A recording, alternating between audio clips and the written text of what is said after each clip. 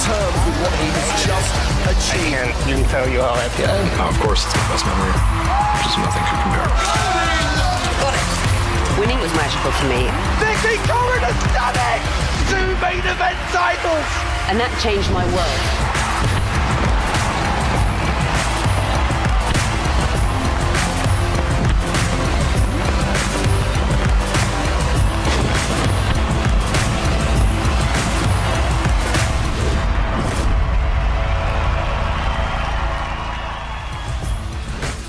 Welcome back to the PokerStars Arena and EPT Online. This European Poker Tour Festival continues with the biggest buy-in event on the schedule. It's the 25k Super High Roller, and we're going to see every single hand played at the final table, cards up.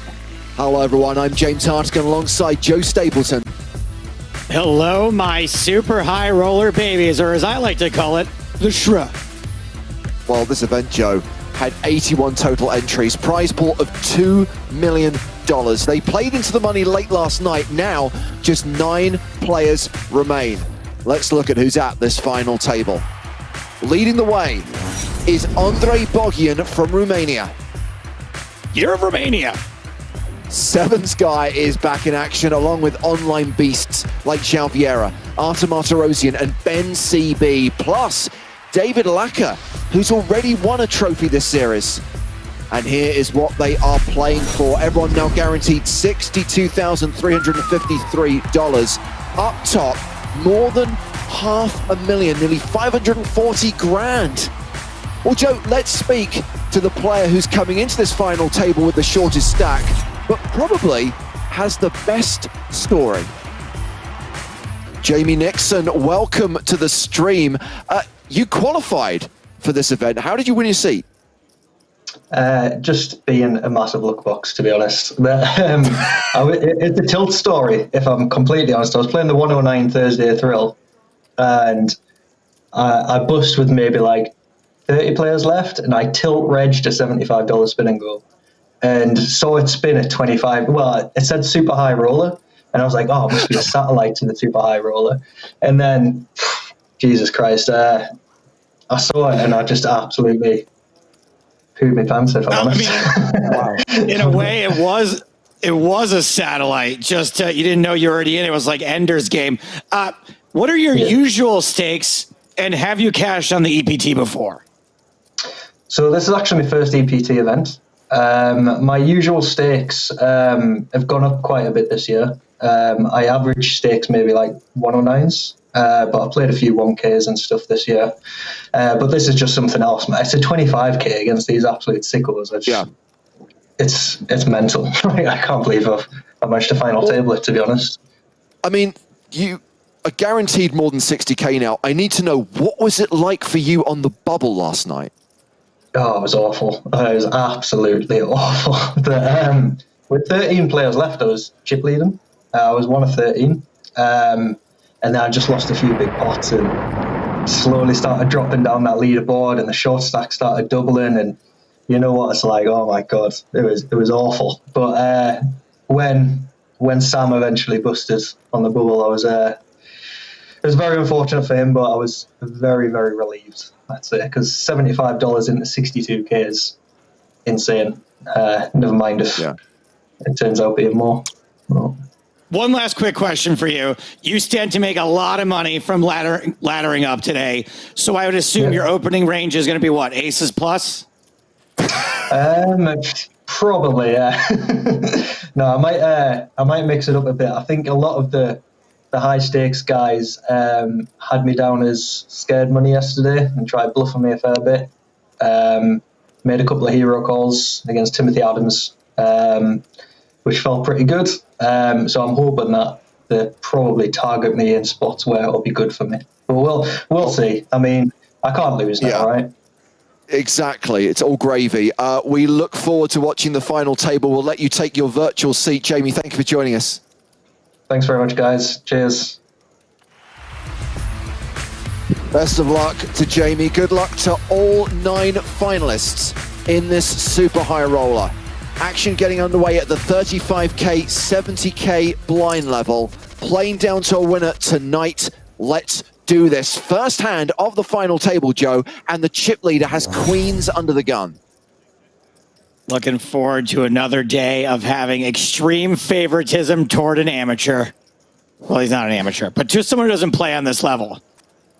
So this is Andrei Bogian opening to 140K. Monkey Boss, that is David Lucca, has king, queen of strawberries. Lucca Boss, wow, good fold. Does not want to tangle with the chip leader, out of position. 30-minute blind levels in this event, starting stack of 250K. Current average stack, 2.25 million, but that's only around 32 big blinds. It was a protracted bubble last night, as Jamie alluded to. So we need to see some stack consolidation.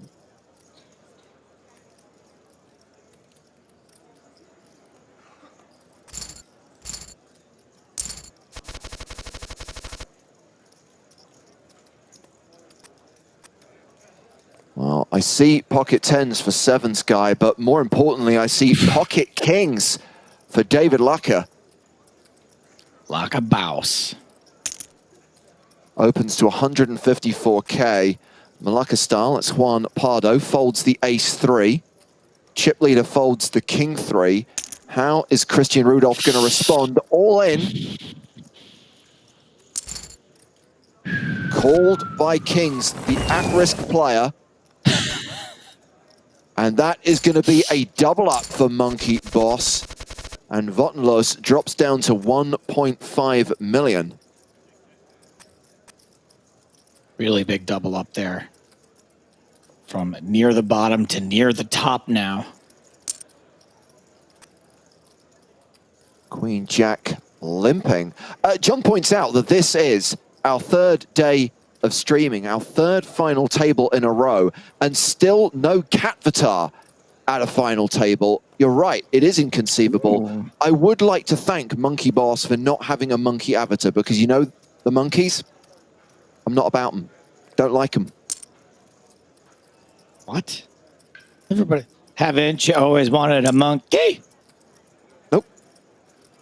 Ace-9 limps on the button. Ace-5 in from the small. Ace-deuce for Bencb. Ben Roller of Raise Your Edge fame in the big blind here.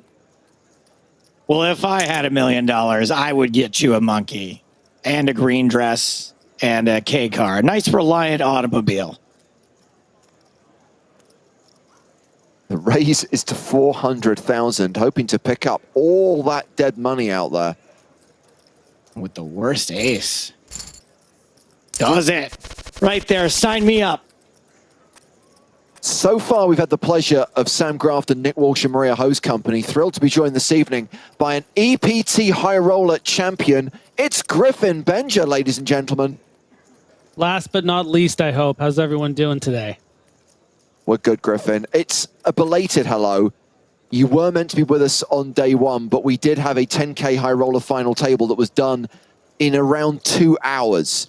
I think this one's probably going to be between 4 and 5 hours of action tonight, and we have got our $75 qualified Jamie Nixon all in here with King Jack. Yes. Yeah, finding a great spot there. Great story for Jamie Nixon. Loved hearing you guys chat to him about that. I know I'm not supposed to pick favorites, but I'm Team Jamie. Yeah, I mean, it's not like we're actively against anyone else. We're just for the guy who's spinning up an amazing ROI. Pretty interesting strategy so far at this final table from Monkey Boss. We saw a pretty tight fold from the small blind with the King, Queen of Hearts. I thought that was pretty interesting at that stack depth against the chip leaders under the gun raise. Maybe you don't want to have to shove, you know, your 17 bigs with King, Queen, but certainly under the gun with the chip lead is not always going to have such a monster like Queen. So taking a big fold like that and then finding himself with limps with Queen Jack, limps with 8-6 of spades, and now ace-9 off. I'm pretty curious. Do we know much about Mr. Nemesis backing here? Do you think this is a strategy he's using? Don't know much about his play. Do know he's had some deep runs in EPT Online events so far, including a win. I believe it was the 2K PKO that Monkey Boss took down. Okay. I wonder if this is a sort of response to having Rag AAA 2 to his left with that massive stack, not wanting to open too much, get exploited. With ICM considerations, we see Malacca style with under 1 million chips. Jamie, of course, just over 1 million after getting that shove through. So definitely some ICM things to consider. Yeah. And Rag, the chip leader, has picked up the spade draw here. Gets a fold from Xaviera's ace jack onto the next hand. You know, I think it's worth mentioning who's in for multiple buy-ins here. Monkey Boss in for 2. And the good thing is, Joe, you can do this guilt-free because Grafton's not here to get worked up about it. Correct. And Christian Rudolph in for 2. So not everyone profitable just yet, although we are in the money. No. If they're in for 2... Oh, I'm sorry. I was thinking of, math is hard. Math is hard for me sometimes. I was thinking of the 50K buy-ins that I usually play. You know, it's too bad that Rag has such a massive chip lead, because if he came in as a short stack and, built it back up, Joe and I could have made a Rag to riches joke, but he's just riches. Rag's just rich. Now, Griffin. So, observations that Bencb is not streaming this. Jamie Nixon is a streamer, not streaming this. Think it's fair to say if you are playing a 25K with a first prize of more than $500,000, you kind of want to have a single focus, and that focus should definitely be on actually playing the pokers. Wait, are you sure you should have some of your attention going to answering questions from chat? Basically, that's what I'm saying. What's that, Griff? Well, it's always a tough consideration for these poker streamers. Obviously, the audience wants to see the biggest stakes and the biggest prizes, but then you find yourself in a situation like this. Well, you're like, wait a minute, I don't know if I want to be too concerned about engaging with audience and worrying. Just want to focus on the game. So it's always great to see when people do decide to stream really, really big final tables. But I'm not surprised to hear that Bencb is electing to focus on this over $500,000 first prize tournament. And Bencb in action here, opening with ace-8 of hearts. King-queen for E27. This is Eilers Parsonen from Finland who folds. Round to Monkey Boss on the button with 9s. Just a call. And it's an 8 on the flop for Bencb. 9 still ahead, 3-1 favorite. Great flop here for Monkey Boss, given Ben's hand. Certainly going to find an opportunity to get value. I like that check back. Don't want to find yourself betting there and getting check raised. Sometimes Ben is going to be checking some kings, some hands like 10s, jacks, queens. But now probably going to think you're pretty good.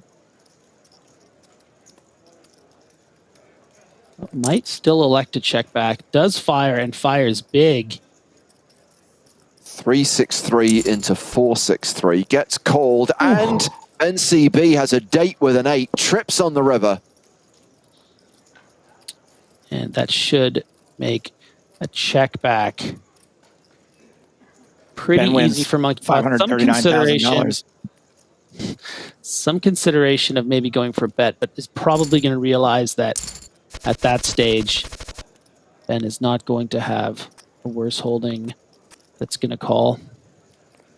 We finally have another player up over 3 million. Yeah, Bencb second in chips. It is Rag AA, Andrei Bogian, who is still chip leader with close to 6 million, and shoves on Christian Rudolph in the big blind. 7's guy forced to fold there. I think we're about to see a lot of forced to folds happening. Artur Martirosyan opens here with Queen 10 of spades.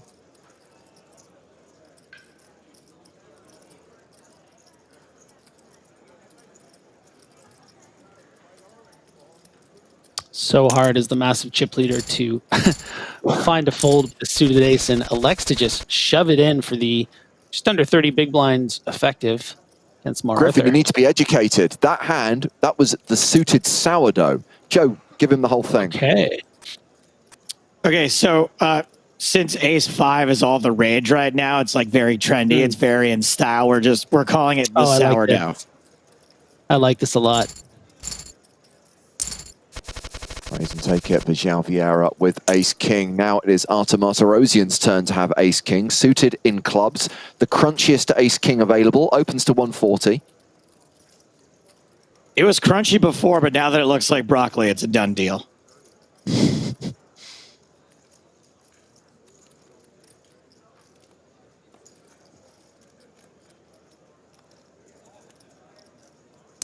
João Vieira calls. Pairs his 5, but it's top for Mar Arthur. Yeah, when you find yourself flopping a pair, usually you're going to continue against a C-bet. But on this particular texture, I don't think Naza's going to be too thrilled about it. Wouldn't be surprised if he peels off for a quarter pot here, but, you know, not automatic. You also would not be surprised if he folded. Mm-hmm. Yeah, Which I he think does. That's good decision. Ace King again for Martirosyan. 140k. Christian Rudolph with the snowmans. Snap And fold. pretty much snap folded them. Instead, I'm not too surprised to see that snap fold. I mean, it certainly feels super tight, but again, just with the other shorter stacks, we saw actually, I tuned into the stream a little bit the other day when I was waiting to get my turn that never came, and I saw a spot that Watton lost just open folded 10-9 suited in the small blind with I think 5 left when he was third in chips with the chip leader in the big blind. So very, very sort of intelligent and conservative in certain spots when ICM is considered. So didn't even consider getting those 8s involved. But if he had 7s, James, you know, all bets are off. that would be a different story. And we see Parsonen folding 4s. Had the wheel draw, but the second barrel forced a fold. I mean, this is how you get to play at this level. You get ace king, flop top pair, top kicker. Next hand, get ace king, flop top pair, top kicker. It's that easy. That's the poker you love, though, Joe. You just love when the best hand stays ahead. It's your kink. It's your poker kink. I've seen it too many years now. You just love it. Well, Every time you get ace king, you feel like you deserve top pair. It's the same reason I love Game of Thrones. I love fantasy. We've got 10s for the chip leader, 7s for João Vieira, and 9s for Artur Martirosyan. Yeah, against the chip leader. And I'll tell you what, guys, you ain't flopping a set. Oh, you guys see indeed. why? Yep. Of course, Griffin Evan's is guy stream with sniping, ban him. Bencb and Watton lost both with a 7 in their hand. So Naza effectively drawing dead to backdoor 4-6 now. That aren't diamonds. So the overpair, the 10 high flush draw, bets 152 into 606. This would be really disciplined fold from Naza. We, of course, can see how crushed he is, but these aren't always the hands that these two opponents are going to have, and that's why he does elect to continue. Rag could just be taking a stab with something like ace-jack with the jack of diamonds. You know, Mar Arthur could have something like king, queen of spades in the small. So does decide to peel one off. First we see drawing dead, and now Rag has them all at zeros. Absolutely. Set of 10s on the turn, plus the redraw to the 10 high flush. $1 million in the pot.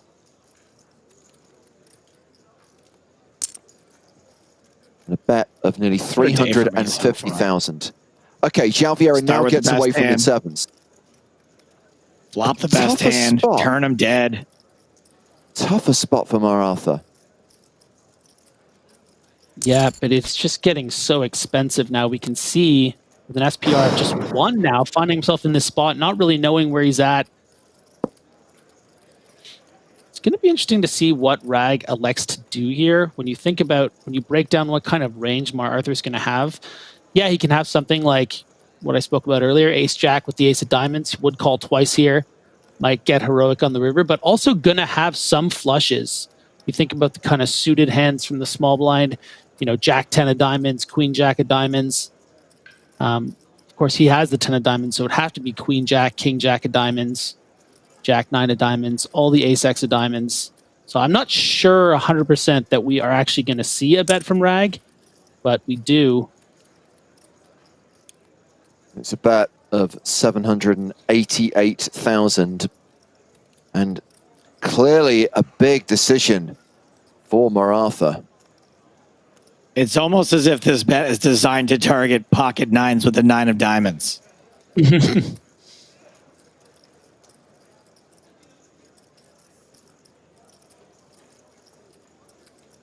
Pocket fives, also maybe in the range of Mar Arthur, calling the small, not necessarily wanting to get it in right away. So Rag also targeting those hands that are cooler set over set. Yeah, so nines eventually fold, Griffin, and the result of that hand is an even bigger chip lead for Rag, 7.6 million. Rag more riches. And it's João Vieira opening here with king, jack of spades. Martirosian with ace 10 on the button. All in.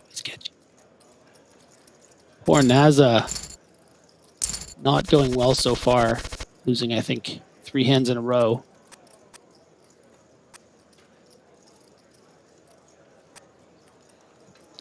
This is going to be interesting, and in a bounty tournament, certainly Rag will be snapping off a shove here from Malacca. Queen 8, I think, is going to be good enough, especially with all those chips. Maybe if Malacca had something in the range of 750 to 900, but we actually do still see a fold. So not wanting to double up the short stack on his right is also a consideration. Everyone else is going to be playing a lot more passively and will be easier to run over with that stack still around.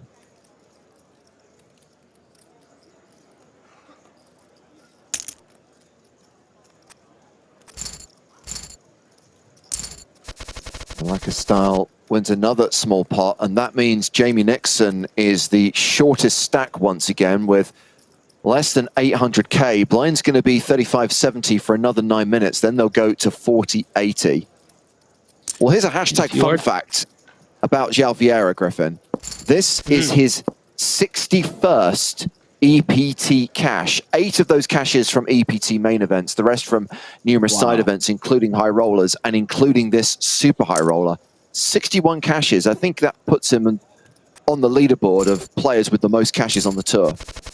Now, who does have the most caches on the tour? Is it, what's his name again? I believe it is Konstantin Puchkov, a Russian player who's got 99 total caches, just one shy of 100 caches.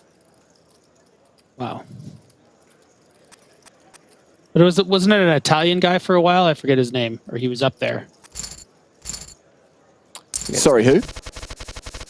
I believe he was an Italian guy. I forget what his name was. I think Luca Pagano. Yeah. Luca is still... Here's what Luca is still tied with Johnny Lodden for the most number of main event caches. I think they both have 21. Oh, there it is. If you are just joining us, I see a couple people asking about Jamie Nixon in the Twitch chat. He did qualify through a spin and go that he tilt registered, as he described. So very exciting that he's on this table here. Great interview earlier from James and Joe. We could have had a race there, but instead we go to the flop, and it's ace-8-8. It's the dead man's hand now for Rag. Naza continues to just get out-flopped. One thing Jamie won't tell you about that spin and go story is that he actually played $26,000 worth of spin and goes. So... You checked the tapes, did you, Joe? Well, Bencb involved in this hand as well, has the worst kicker.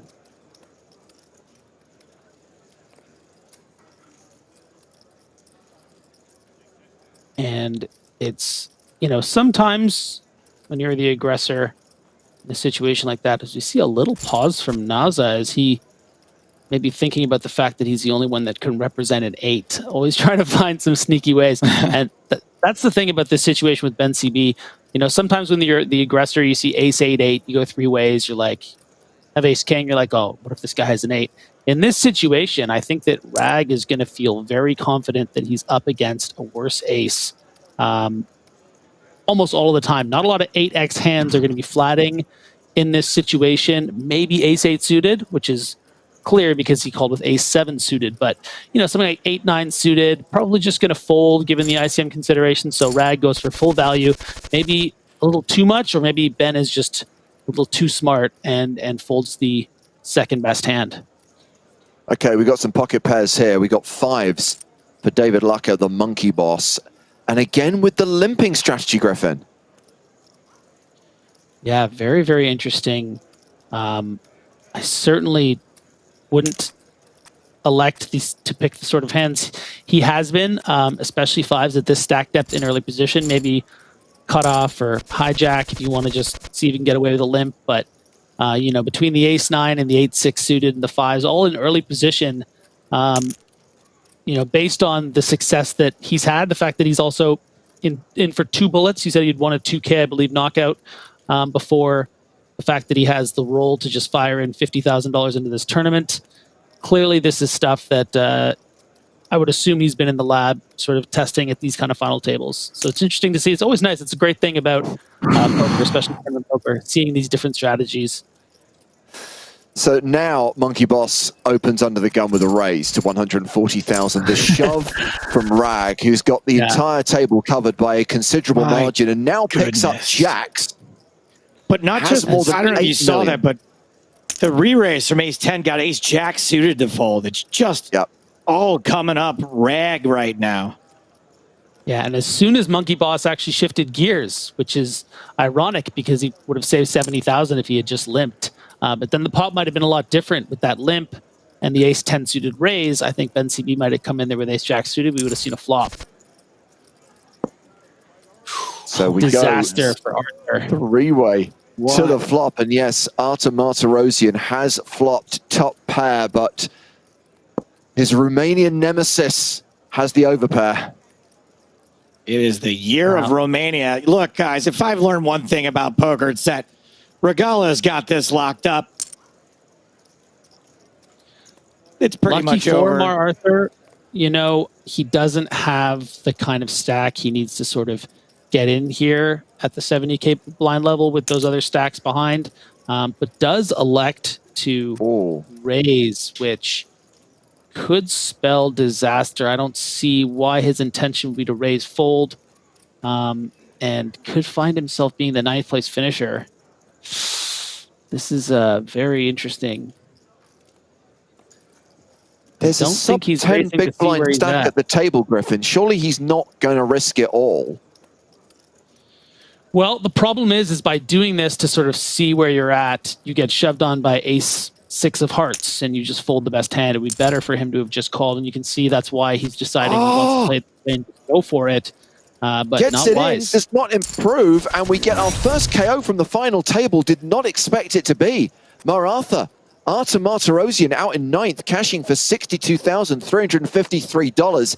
Everyone else ladders up, including the various short stacks like Jamie Nixon, Malacca Style, and Naza, all now guaranteed more than 71K.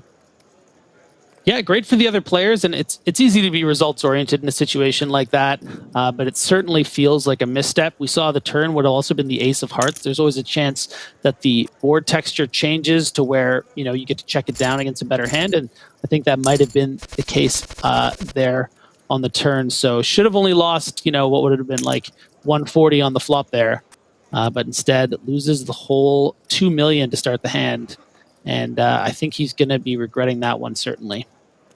The other thing that we need to highlight based on the outcome of that elimination is that our chip leader now has more than 10 million. The second biggest stack at this 8-handed final table is Bencb, who's got 2.5 million. He's got a 4-to-1 chip lead over the guy second in chips with 8 players remaining. Yeah, that's actually an unheard of to have 4 times second place with what is it, 7 players left. That's actually remarkable. Good eye, James. It just happened so fast. He had so much more chips than everyone else already, and now that after those pots, it is staggering the kind of lead that he has. Bencb, like I was saying, Rag's luck will never run out. This is totally locked up. Nothing bad will happen. This is a done deal. Just make a deal now. So I just want to talk about that hand really quickly because Bencb, you know, I don't think that it's a gear that he has that he uses, that he elects to use a lot, where he'll shove with ace-5 off into a 18 big blind, hijack open. Sourdough, pardon me. But, you know, I think that he is recognizing that Monkey Boss wants to play a lot of hands, started the final table with a limping strategy, has made an adjustment and started raising and thought, you know what, I think that I'm going to get a ton of raise folds here. I have the ace-5 backup. It's one of those hands that if he does wake up and snap me with 10s, 30% of the time I'm going to win the hand. And just his instincts are so, and right there, 8-7 off, picking sort of a bottom of range shove hand. I mean, it's so fun to watch players like this play poker at the highest stage. And big hand here for Jaime. Go up. Yeah. Queens on the button. I was just about to point out, Joe, that with the blinds going to 40-80, probably the end of this hand or the hand after that, Jamie's going to have close to just 5 bigs. Nixon. More like he is not jam Nixon. He's got queens.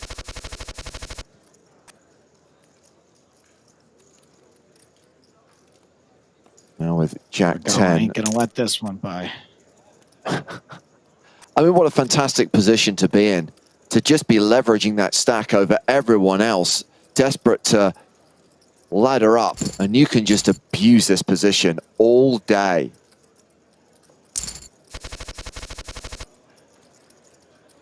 And now, with 7s.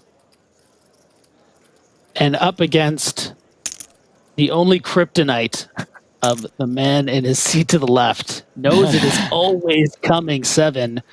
Okay, what happens? What happens when 7's guys flipping against 7? That's all I want to know. Immovable object, man. This is biblical right here. I think the 7 still comes, but there's a straight. So we're talking Everybody 7, wins. King, Jack, River 10. Oh, you're talking about one of those pots where you how does it work again? 7's holding. 8 on the turn. And see, if you've got 7s, they're no good against 7's guy. Meanwhile, Rudolph back in action here with Jacks, opening to 160k. Xiao Vieira with Kings. I have a different theory that he right now he just can't believe it didn't come 7, that his whole world is crumbling, even though he gained from it. He's like, he's sad. My life is a lie.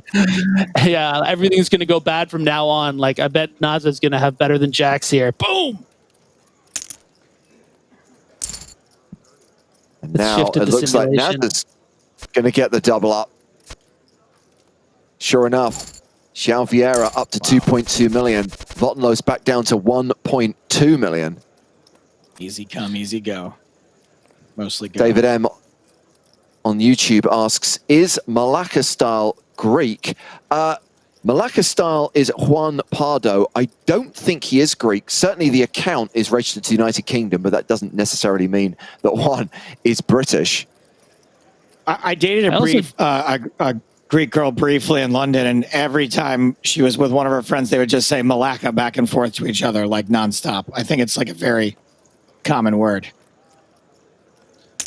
Yeah. I played a game called Assassin's Creed Odyssey, and the main character, whenever she would curse, she was Greek, would say Malacca. Oh, it's probably a really bad word I just said then. We have got kings Also, here. I like how my frame of reference is dating someone and Griffin's is a video game.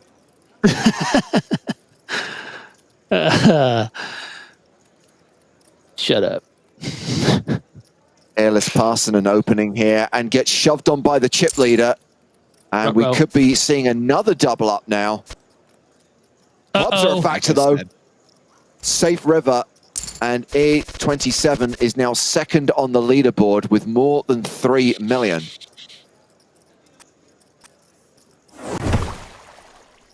Who sent him that? Was it Nixon?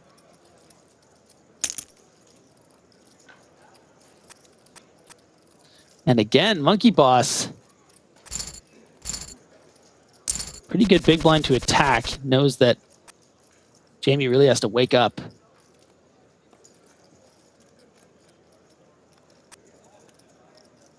Monkey. Well, if this is folded to Jamie in the small blind, Griffin, does he take a stand here with Jack 8? Yeah, it's probably a bit too good not to. But sometimes can get some folds, but of course not from ace 9. No. Oh, Jamie. Pairs is 8. Oh, that's a straight no. bonanza. And that is the elimination of Jamie Nixon in 8th place. But on a $75 investment, managed to make it into the money, make it to the final table, and cashes out the $71,387. Good result, Jamie. And now we are down to 7 players. NASA Nix's Nixon. Should have been a writer, Joe. I tried. Yeah, this was my safety school.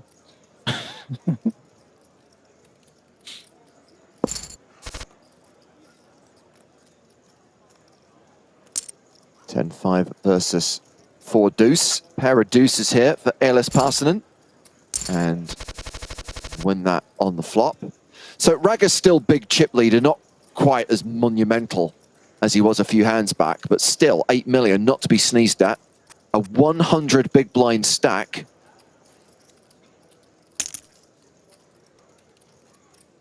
Oh. Ooh. This is tough. See, bit of an ICM first in from Monkey Boss. I think with ace 10, we'll probably go for it. Ace 9 is on the cusp. Ace 8 suited, you have a real think, but ace 7, you don't want to go broke with that. Just a limp, interesting. I mean, not surprised to see that. Yeah, and it's going to get punished. And this actually makes me think a little bit about the way that Wad and Loss played that last final table, where electing to just not even limp that pretty hand like 9-10 suited, Jack 8 suited, because you know that this chip leader is going to come after you. Don't give away the 80,000, even though it's pretty. Maybe you'll get a flop, but you just don't. Bencb opening here with jacks. Ace 4 in the small blind for Rag. Vottenlos with King Queen in the big. Now, Rag, a little pause, deciding how crazy he wants to get. Could attack Bencb's stack, given those 3 short stacks. He does have the ace blocker, but thinks, you know what, maybe this is the guy I won't come after. And pretty continuing the flop. Not afraid of 30%. Being outdrawn.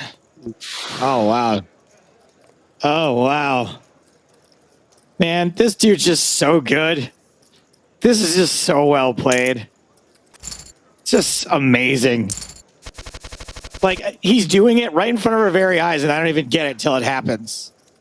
I'm like, oh, this doesn't really seem like it's going to offer a lot of protection for jacks here, because he knew he could induce so good. So that will leave Christian Rudolph short stacked and now all in with ace 3.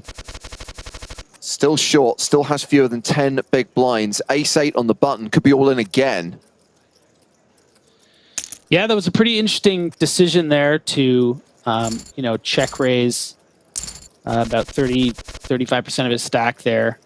But one loss, you know, there's a reason he makes all these final tables. Sometimes he makes those moves and the other guy has, you know, ace five, even ace jack, ace queen is thinking, well, this range hits my range better in the big blind.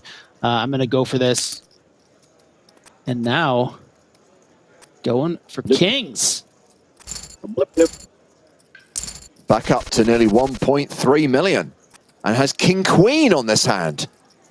I'm loving this pace. I'm loving the sudden death nature of this. The fact that everyone is basically playing for their tournament life, every single pot. You know, it's different. If this were the way that every final table were, it would get a little old. But I really love, especially with the stakes being so high. Speaking about high stakes, this is a high stakes decision here. Folding the best hand in the big blind. Very much about ICM at this point. There was a question from Biggs90. How many entries rebuys were there in this event? So 49 unique players and 32 re-entries. So 81 total entries, prize pool of $2 million. All that money paid to the 9 finalists. 2 players have cashed out so far. Up top, more than $500,000. Can Monkey Boss resist the urge to enter this pot with 9 big blinds, and does? We can see, of course, that Rag with the deuces in the big blind wouldn't necessarily always call. Obviously going to be flipping a ton of the time, but almost all of the time. Not wanting to double up the short stacks. Dare88 asks, what was suited sourdough again? I'm thinking of calling, so ace 5 is sourdough, and then ace 5 suited would be artisanal sourdough. Oh, yes. I do like my artisanal San Francisco sourdough from Sainsbury's. Really on the line here for Rag. Yeah. Normally facing that just under 10 big blinds, you're going to be pretty content as the chip leader to call it off in this late position. King Jack's going to be right on that line. You know, King Queen, I think you're happy about it. King Jack is just like, yeah, he's going to shove King 10. He's probably going to shove King 9. You think about all the jacks and kings you dominate, but then sometimes you're just up against ace deuce and you lose, and it's kind of like... Sometimes you're up against ace deuce and you win. Sometimes, Joe. Sometimes. I mean, I've lost with ace deuce in this spot before, that's all. It happens.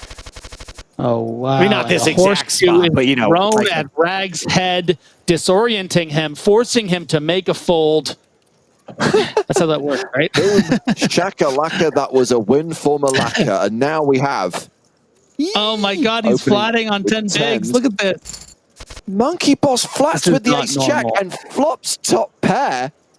I'm sorry, this is... I want to learn about Nemesis backing.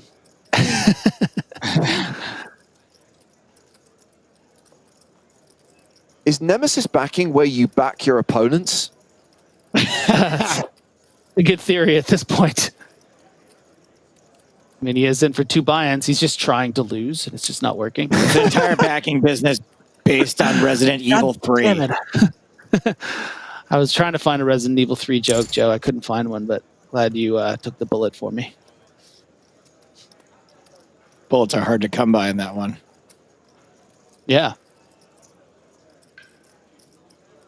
At what point do the chips go in? When you For almost ran Monkey out of Boss, time. probably now. For E27, I don't think they are going to go in. Unless he wants to just turn this end into a bluff, try to bluff off a queen, but I don't really think that's... Bet 1 chip. 1 chip to induce. Really weird. No, this hand I completely. I'm in Monkey Boss's head. This is yeah. No, Joe. This is where Joe lives, James. Joe's like, yeah. See a flop, obviously. Yep, like, check it back. Just check it back. Be dominated. Checked on I don't like like that hard. I don't like that hard at all. Just check it back. Take the pot. Somehow Nope, gets to it's back. showdown with no more bets being made. Okay, Monkey Boss back up over $1 million. He was probably trying to bet one chip, and when it wouldn't let him, he was like, nah, check. Ace-9 all in.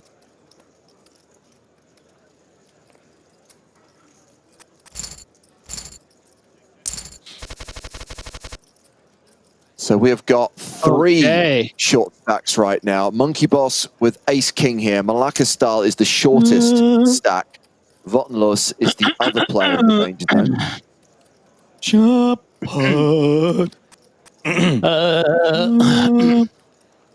No, it's going to be... Someone's going to get done dirty here. You think so? I'm feeling it. It's either going to be the broccoli or the strawberries. Yeah, and I'm trying to work out which. I'm feeling the strawberries. Sorry, Monkey Boss. Everyone. Okay, here we go. Okay. Strawberry? No. Okay. This will be a chop pot. And you know what they say? Everyone loves the chop pot. Give us those grades. Twitch. Excellent. 10 out of 10. Best I've ever heard. Someone put them on American Idol. Simon Cowell would be proud. Those were all from me. Are you just reading texts from your mom, Joe? Ace-5 folds. Ace-Queen here. Facing the raise from Bencb. Kind of an interesting spot with Ace-Queen here. And I like this call. I think it gets very weird if you elect to 3-bet here. You're kind of just getting worse hands to fold.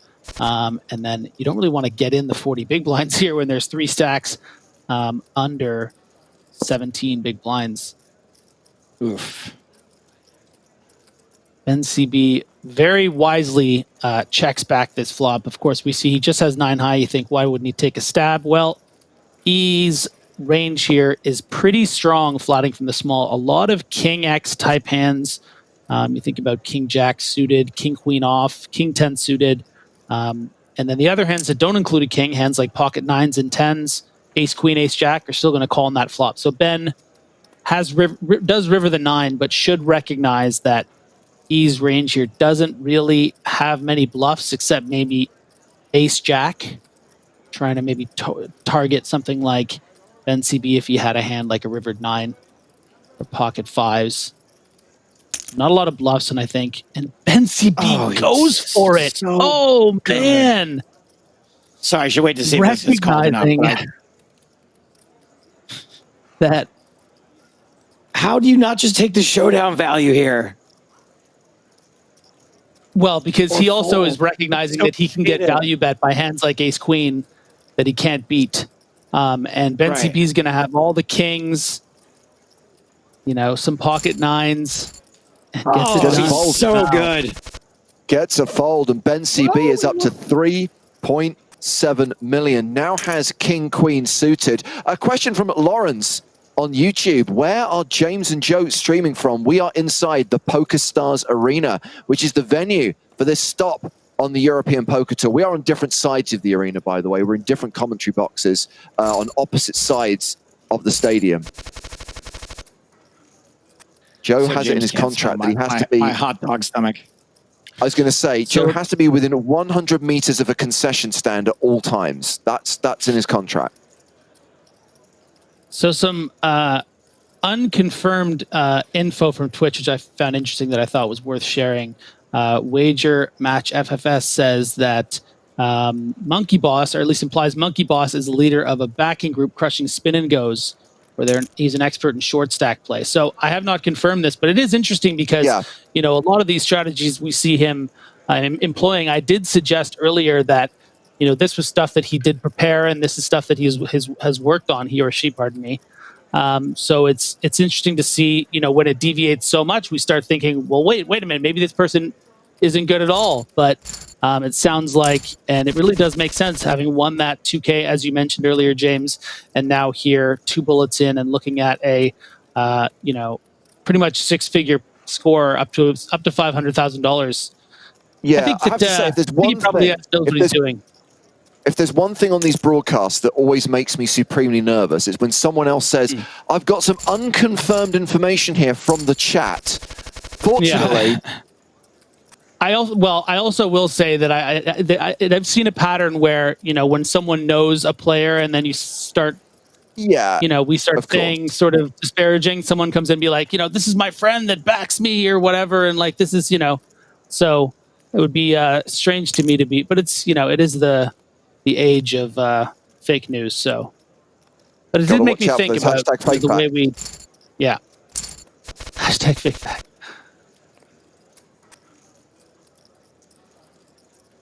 So 2 early eliminations from this final table. Maratha and Jamie Nixon, 90. Since then, we have seen a few double ups, some curiously played hands. Raga maintains the chip lead. Vottenlos, Monkey Boss, and Malacca Style still short. And blinds going up in 10 minutes' time, 11 minutes to be precise, to 5,100.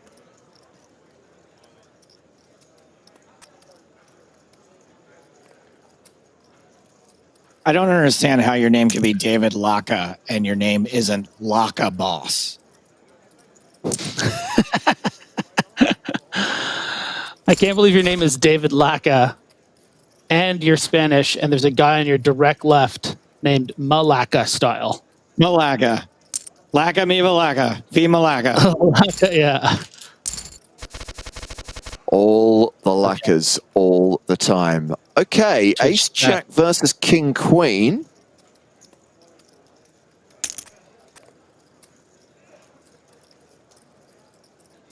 So Malacca Style is not David Lacca. Malacca Style is Juan Pardo. And goes to the flop against Ben Roller, Bencb.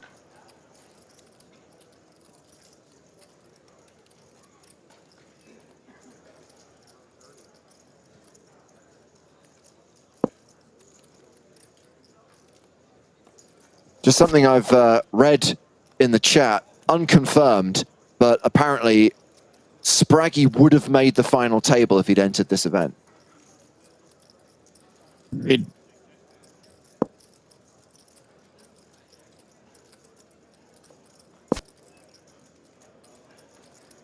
Oh, hello, River. Hey-o, River. Yeah, we see that River.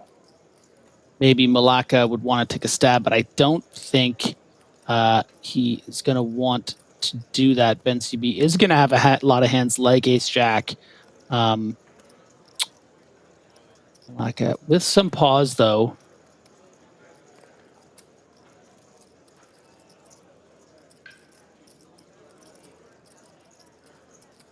Still does have the stronger range here, raising under the gun against Bencb's cutoff flat, but that doesn't change the fact that Bencb has Ace-Jack.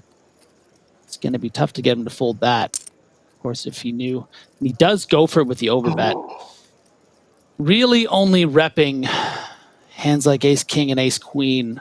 You know, pocket 8s, pocket 9s, pocket 4s, pocket 3s. These are the kind of hands that he probably would have found a bet at least by the turn.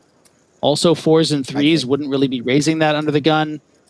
So I think this is maybe an ill-timed bluff, but targeting something like hands like pocket 7s, pocket 6s that might check back twice. And gets it wow. through. I thought for sure Ben was going to sniff out the Malacca, but does not. And Bencb has Ace-Jack again. However, on this occasion, Airless Parsonen has Ace-Queen on the button. So yeah, pretty amazing there actually by Malacca. I mean, I didn't think that that bluff would go through, but it really goes to show that when you do have a range advantage and you're repping so thin, but really the story you're telling makes sense to them, you can see what happens.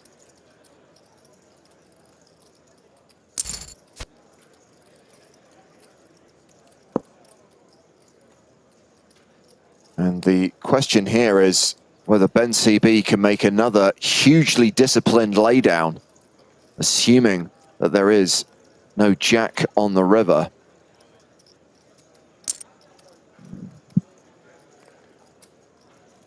$432K. Really tough luck for Bencb. When you think about the hands that EE is going to have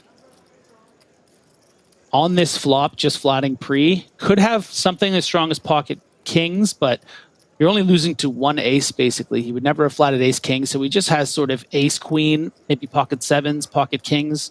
So not a lot of better value hands, and that's why Bencb finds himself, but luckily gets the heart on the river for the check back.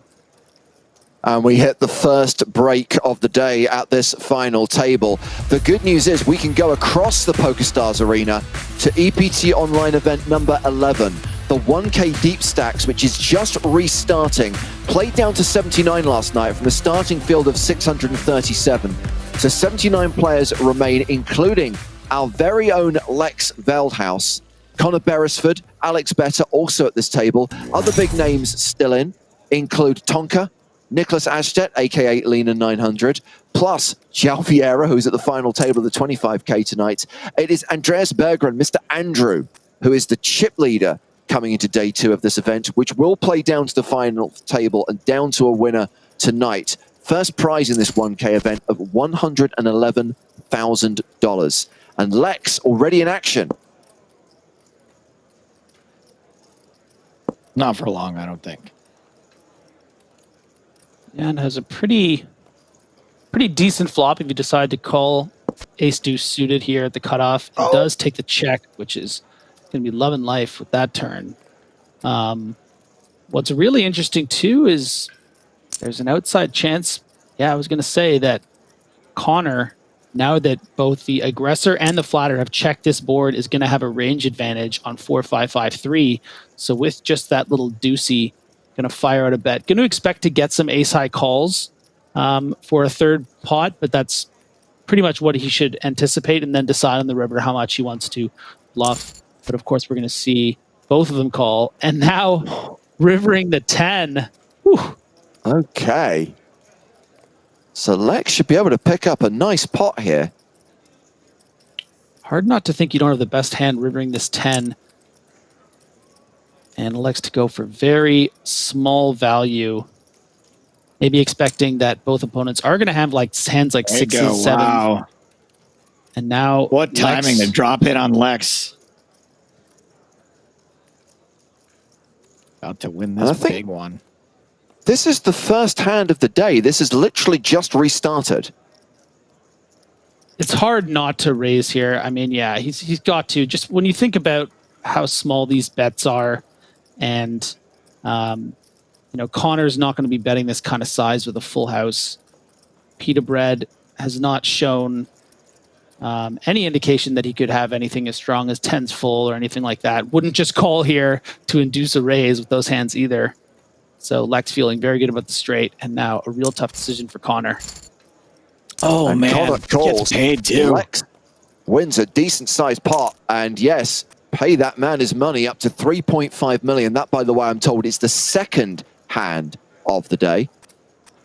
So really interesting, that hand, actually. I mean, I don't really blame Connor. It's so hard to understand what Lex could have there. Just what, he just has 4s full? Like, so we got quads here for Alex Better. By the way, Lex Veldhouse now a top 10 stack.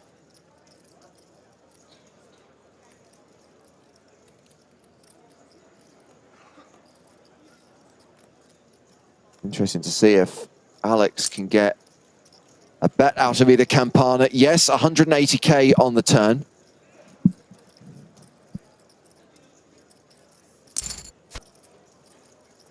And look at that. A jack on the river. Yeah, not any, can't get any better than that. That river eater Campana is going to think that they just got there against hands like ace high, pocket 8s, pocket 9s. Go for pretty big value. Pull the trigger, Alex Better. All in. And either Campana. Can't call this. Yeah, it's really unfortunate for Campana, obviously, if you're in that spot, but I think it's going to be quite an easy fold Campana's going to have a lot of 10s into his range, so isn't going to expect Alex to just be randomly bluffing this with, you know, what, pocket sixes or something, trying to rep a 10. Like, Campana was repping the 10, so why would he do that? So he's going to know that Alex is going to have a 10 here most of the time and find a fold. Certainly wouldn't expect him to have both 10s, but... Now, obviously, if you want to continue following the 1K Deep Stacks, Lex is streaming it on his own channel. We're going back to the final table of the 25K Super High Roller, where Andre Bogian still has the monster chip lead, and we have a few short stacks, none shorter than David Lucker. Commentary from Griffin Benja and Joe Stapleton. Hello, my babies. Welcome back to the 25K Super High Roller. I know 2020 has been a year. It's been many years so far this year, but I would like to remind everyone that it is in fact the year of Romania, as Andre Bogian continues to run rampant over this final table in the Super High Roller. Defending here with King 5, flops top pair, up against the gut shot. Yeah, going to be pretty interesting here. E with a pretty decent flop with the ace deuce. We just saw what happened last time when someone had ace deuce. And a 5 would be absolute gin daddy, Joseph. Yeah, not a lot of 5s left in the deck, however. Top 2. Oh, not a single one. Not a lot of spades either. Wait, what? So isn't there a 5 left? No, there's no 5s. Oh, 1, 2, 3. You're right. Is this a 3-5 deck we're playing with? That's actually my secret all these years, is that secretly there's 5, only 3 5s. I only play with the 3-5 deck. Yeah.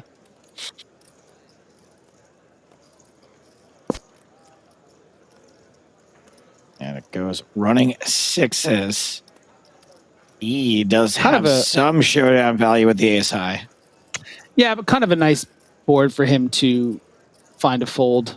You know, if it had come 8-8 or something, it would be kind of facing a bet. You think like, oh, maybe my opponent has 5-6, 6-7, or some straight draws. But when it comes 6-6, you know, all those straight draws have either come in or turned into trips. You're still losing to the king. There are some floats, like Queen 10 suited with a backdoor flush draw, that isn't going to be in the consideration for Triple E 27.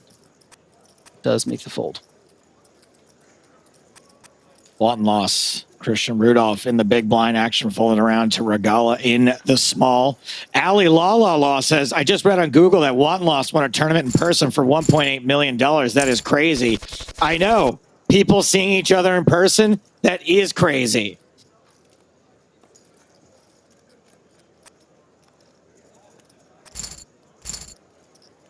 It's a walk for Bencb. Monkey Boss. Has there been any? Yep. Spin and go short stack superstar, according to the Twitch chat. Have to believe it now. It's been at least 3 or 4 people. Once it gets that viral, is going to effectively shove all in. Now, what does he do with sevens? Sevens Joe? now for Monkey Boss, and a lot of pain out there already. Going to get 1 to fold. The chip leader may not want to lay down Queen. And we might just see a shove again, Joe. It is going to be effectively 40 big blinds, but he's really the only one that can seriously hurt him. Might just 3-bet it. I don't see him folding. I think he's fed up with this monkey bows-ness. I did there. But folds. Fold. What do I know? But you can see the pause certainly from Rag. Monkey paws. Careful what you wish for.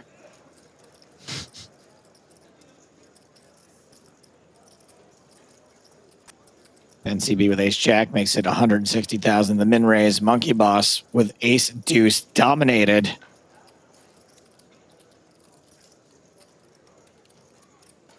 What do you do? You would expect that Bencb would take many opportunities to raise after Rag folds.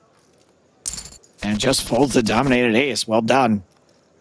Yeah, good These guys are discipline too there good. from Monkey Boss. Yeah. Too good. Now we're going to see Andre raise.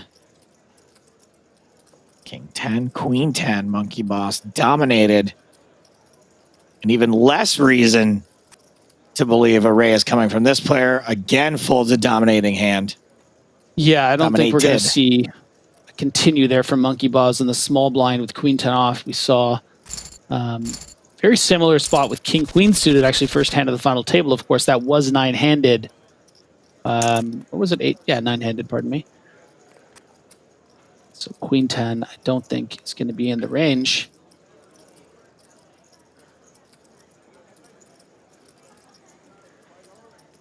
King Jack suited for Ben.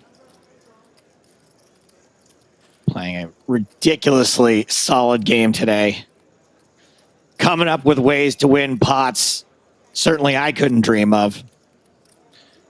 And making one top of range fold incorrectly. It's kind of nice to see them stumble every now and again, just so you can see that they're human, or at least that they're appearing to be human by having mistakes every once in a while. Action flop here. Bencb at the bottom two pair. Diamond draw for Boggian.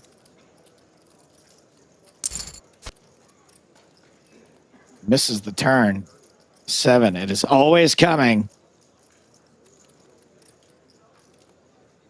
Looking forward to seeing how Bencb elects to attack this turn card. Going to want value from ace-x hands, some combo diamond hands like Jack, 9 of diamonds, stuff like that. But with just 9 deuce of diamonds and a big bet, Rag is going to very comfortably let it go.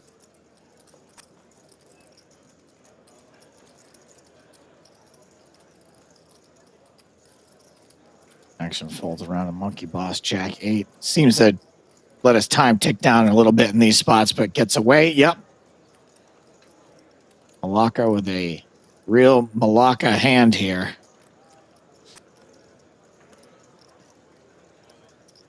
The simple Jack. And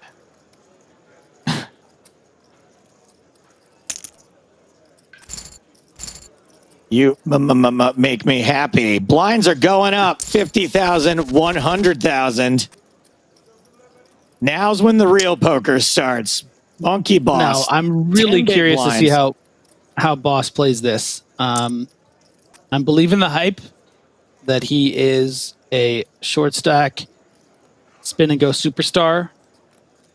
I'd have to imagine finding himself with 10 big blinds a lot of the time would be stuffing in Queen Jack suited, but finding himself with a limp here, and this is, and we can see now not a shove from Rag, actually recognizing that Boss is willing to call on these kind of short stacks and wants to get value from hands like Queen Jack suited. There are going to be dominated hands like Ace 9 of spades, or King Jack suited, Jack 10 suited, and of course Queen Jack of hearts. And limp folds for 2.75 big blinds, recognizing the strength of that ISO. Wow, that was pretty cool, I got to admit.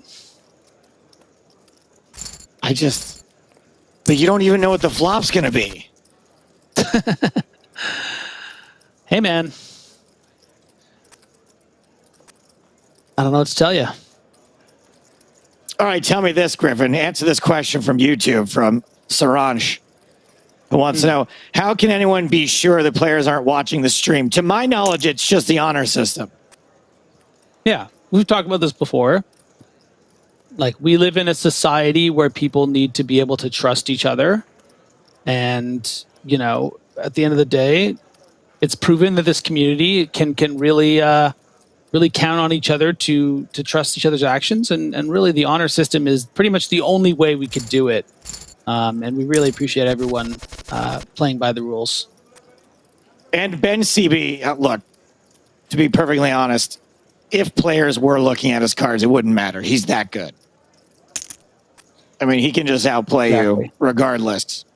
No, Saranch, if you look at the center of the screen there where it says delay time, 30 minutes, there's a long delay from when this action actually happens to when we and everyone else gets to see it. So there's no way for anyone to take a peek at what's going on here. Not like on your overcooked streams when you're stream sniping each other. Not a shred of integrity in that game. Watching how my burgers are made. My favorite Twitch comment of the day, Brian Deeks. You just have to stream with a delay, no? Like he just cracked the code for us. It was great. There's the shove from pocket tens. And Rag folds the ace rag. Pocket kings for Monkey Biz. Ace 8 suited. For the Romanian. I assume Monkey just flats here, right?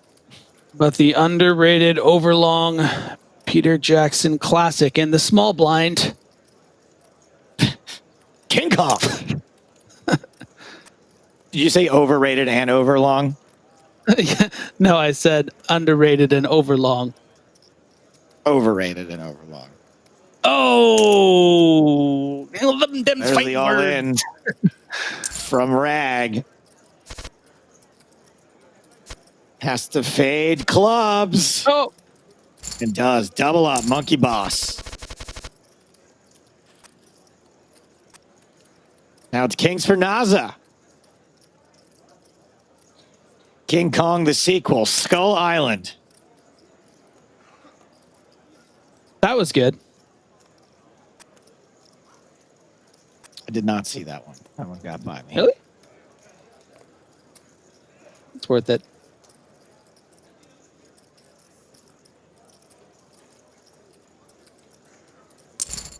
Oh, it's just one more big blind to call. And does flops top pair. This could be bad news for Andre Bogyan.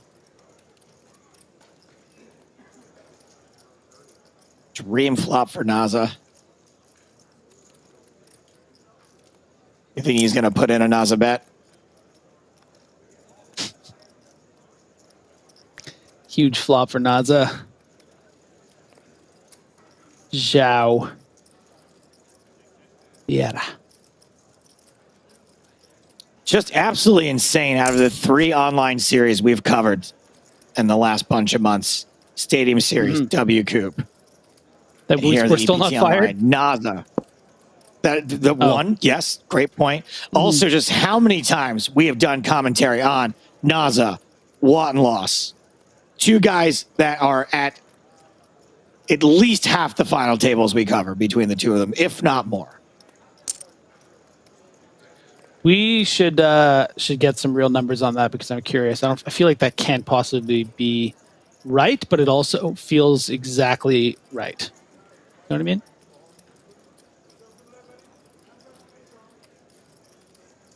If there's one thing you should know about me, it's that I'm great with numbers and memory.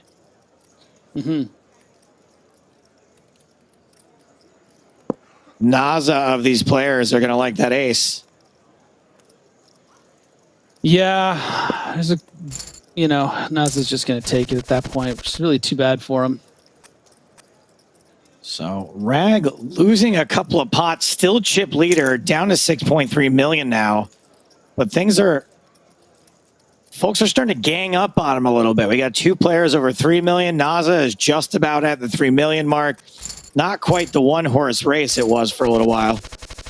And interesting to see a cutoff fold there from Monkey Boss with the ace 7 suited now that he has a little chips to work with. But electing to fold hands that are a little behind the range of the opener who's, not going to be opening too wide necessarily with Rag able to attack him. Oh, min raise here. Will Ben defend Jack 10?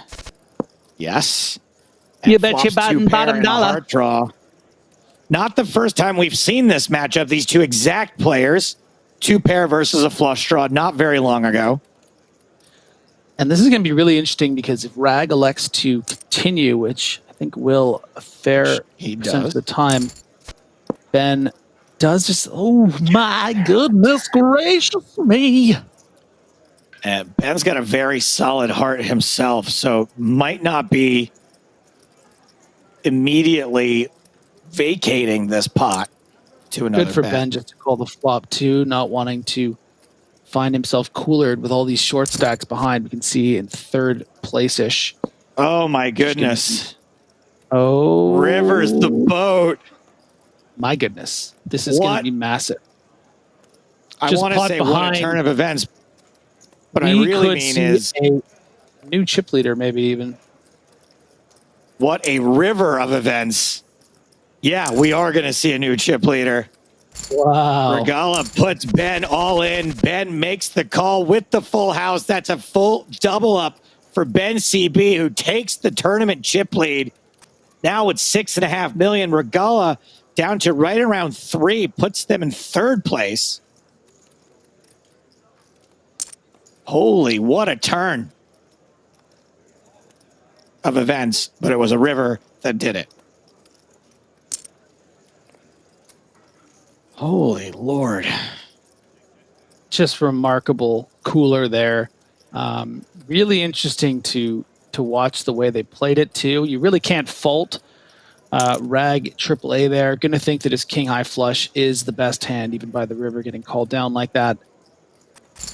And Naza attacking that limp with the ace-8.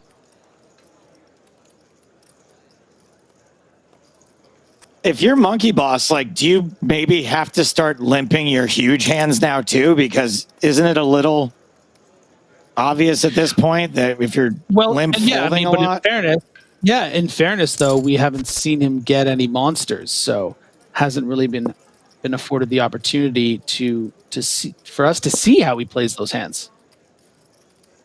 I think we saw kings once, but yeah, I mean, it was already raised when it got to them. So we have not seen what they do in an unopened pot with a big hand. You're right. Only spade out here is for Ben, and the king high is good enough. Oh, no, I'm sorry. The 4 flush. Excuse me. Already there.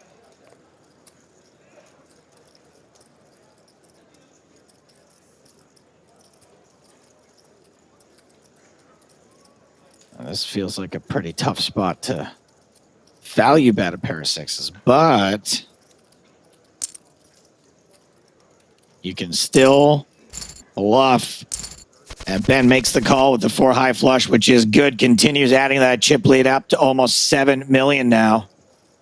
Yeah, an interesting bet there from Triple E. I think it's with the board being checked down, maybe didn't want Ben to potentially bluff his non-spade hands, deciding to just set the price. Triple E here with an opportunity to maybe find a squeeze or an overcall. Bencb going to be opening a lot. Not a lot of traps from Naza on the button, I don't think.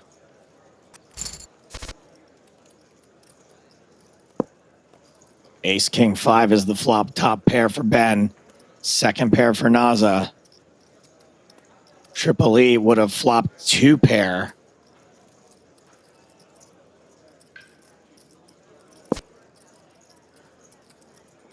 And turned a spade draw. Yeah. Oh, no. Oh, no. Ben pretty much has his hand locked up. Just kidding. You can't stop the river. Time for Naza to go for a little value. Bring it on down to Valueville.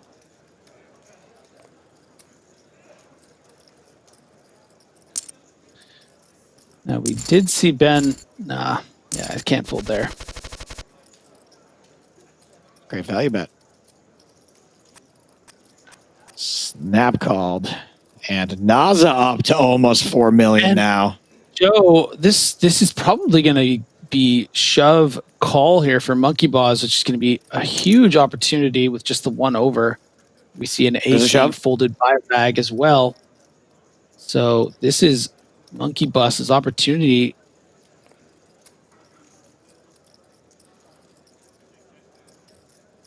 Could be crunching some numbers and considering a fold, but I wouldn't like it.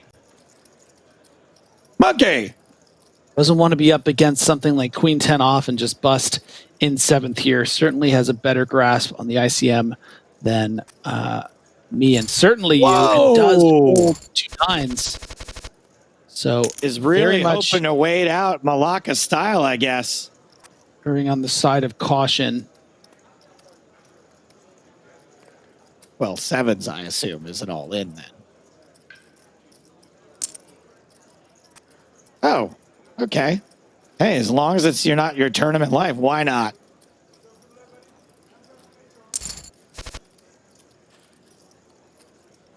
Just one overcard for the 7s, ahead of the 6s, ahead of ace-9.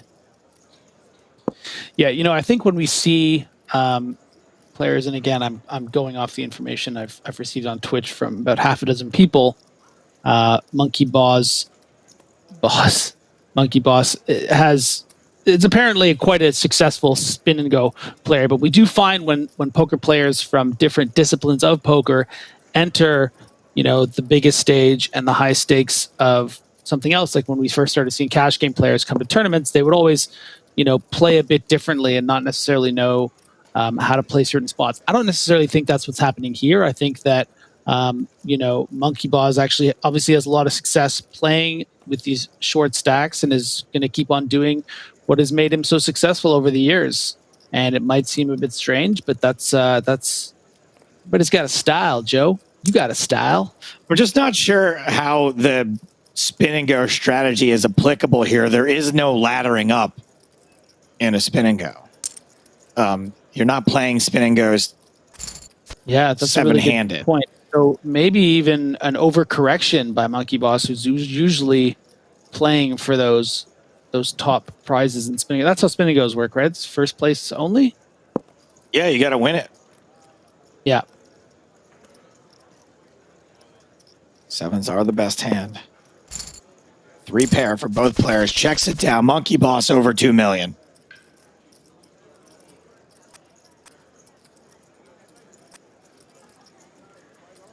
Ace-8 of hearts for David Laka Monkey Boss.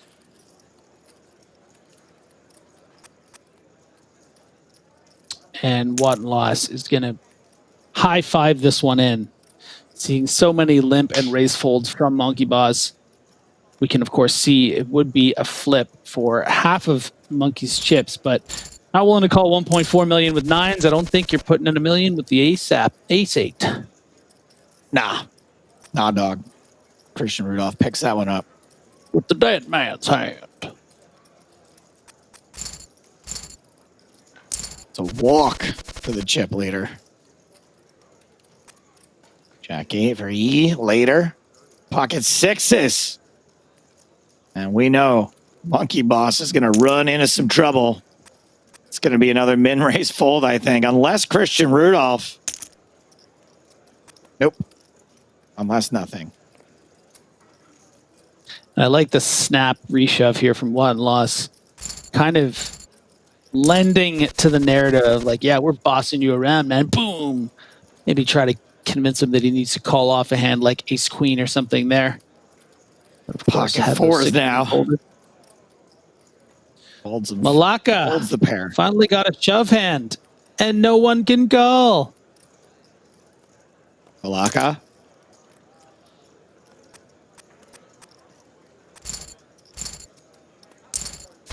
Gets it through.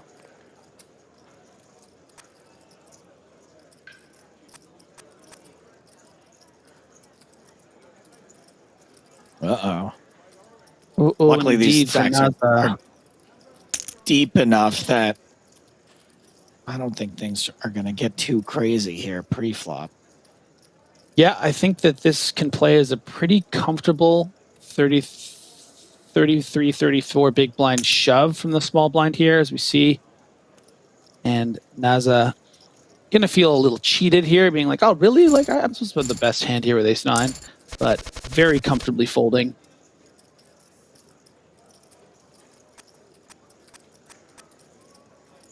Freak on Twitch says, I love you, Joe. I love you, freak. Remember that line from the Martin Lawrence movie, Black Knight, where he goes back in time to medieval times?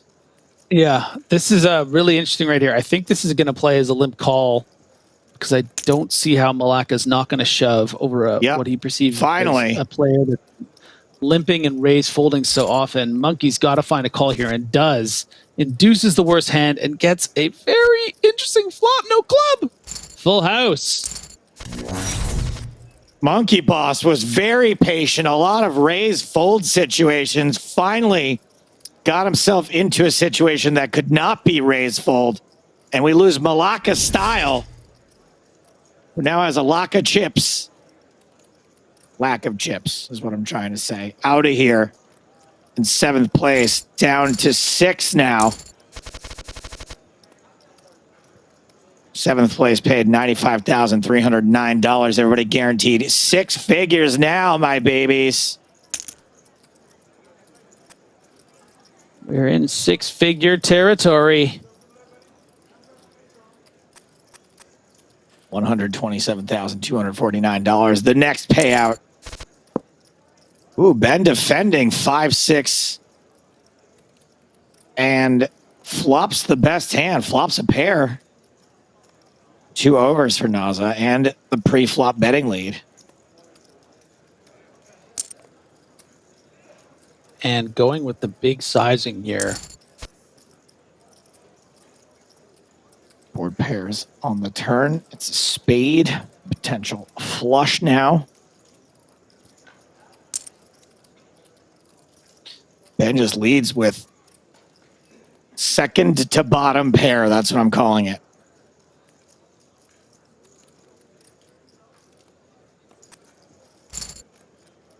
Bounce down.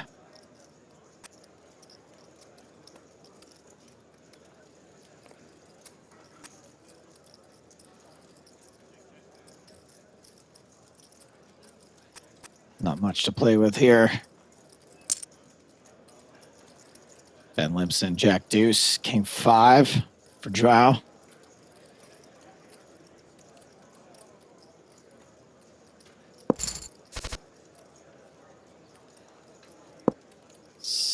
Why was 6 afraid of 7, Griffin? Why? Read the flop.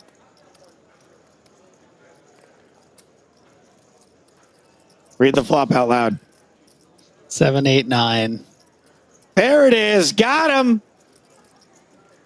Can you believe got I don't even me have again. kids?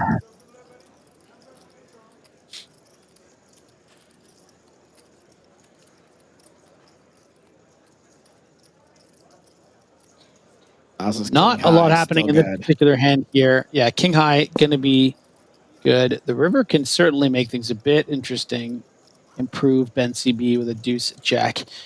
Or 10 did not come. But now Ben deciding to say, I don't want to lose to queens and king highs here, so I am going to bet big on this river. I can have a lot of 8s. He can believe this, right? And he does. Ben just generating pots for himself in situations where a lot of people just give up, take the showdown value, lose to king or queen high even. And, you know, it's kind of obvious, but all those spots where Ben picked up chips here and there, you know, he probably wouldn't be out if he didn't win those pots. But that was more chips for him to have when he finally doubled through the chip leader. And now he is the far and away chip leader. It's just very impressive. Yeah. Really, really impressive stuff. It's weird is that, you know, Ben's got a trading site. He's well respected. He's looked up to. And the contrarian in me wants to go, what's so special about this guy? You know, why is he more qualified than anyone else? And look at what he's doing here. Like, this is very impressive stuff. Proving it with almost every pot he plays. Amen. And if I could, look, if he has a course on how to flop 2 pair, have your opponent turn a flush, and then you river a full house, like if he has a cooler course, I will sign TF up right now. How right, first in line for that master class. Yes. Someone on Twitch Navy said, Seal says, sorry, just tuning in. Who is Ben? That's Ben. on the screen there. Thank you for your question. Go ahead, Griffin. Well, I was going to say that DJ White 29 said that I was still trying to work out the 789 joke, but I totally got it. Okay, I got the joke. I don't want to explain it, but it's because we've moved on. But I know what it means. Why don't you tell everyone what it means if you got it? Well, so why would 6 be afraid of 7? Yep. Is because the flop was 7-8-9, and that's why 6 was afraid, because you'd have if you had 6-7, you have the bottom. You wouldn't have a good, you'd be afraid. Ace King suited for Monkey Boss. Finally finds a reason to more than min raise. Rag with Ace 9 dominated. Wisely folds, decides this isn't the situation to try to get Monkey Boss to min raise or limp fold. But we'll get a peel from NASA. Yeah, Rag not going to, doesn't really have the chips to get too frisky. Doesn't want to find himself after having that. He was remarked on by Joe very wisely earlier in the day, by James, pardon me, that, he had 10 million chips and second place had 2.5 with about, I think 7 left. So maybe even 8 left, something absurd like that. So not going to get too frisky with hands like Ace 9 facing an under the gun raise. Really wants to make sure he finds himself in those top 3 or 4 positions. Aza trying to steal this one from a player who's shown himself to be relatively snug. We've not really seen Monkey Boss take a stand, but does here. And Naza has whiffed the river. Ace King will be good at showdown.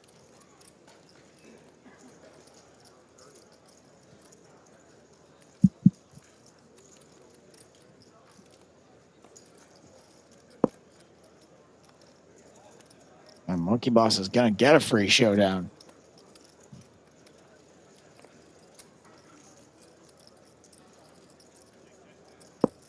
And Monkey Boss now 3rd in chips. Naza drops to 2nd from the bottom. Look at you getting all raisy now with your Queen 10 suited. 220,000. Mr. Moneybags. Daddy Warbucks over here now with all these chips. Hey, Daddy Warbucks, he's got Queen 10 of hearts. Earlier, this guy was barely even raising. You think you're some kind of big shot now? Look at this. This is what Naza thinks. You got a Tommy gun now, huh? You got the Queen 10 of suited hearts.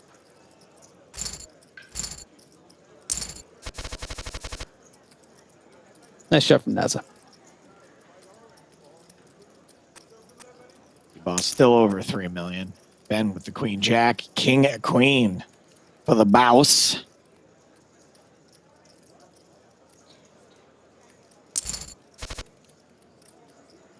Flops top pair. You love to see it.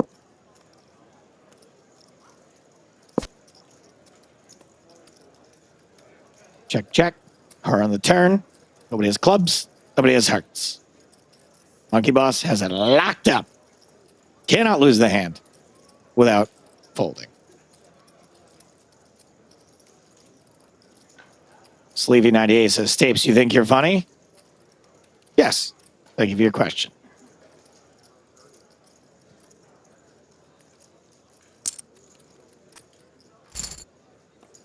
And bet fold. Ace 10 here for the player from the Netherlands. Traditional Dutch name, Joao Vieira.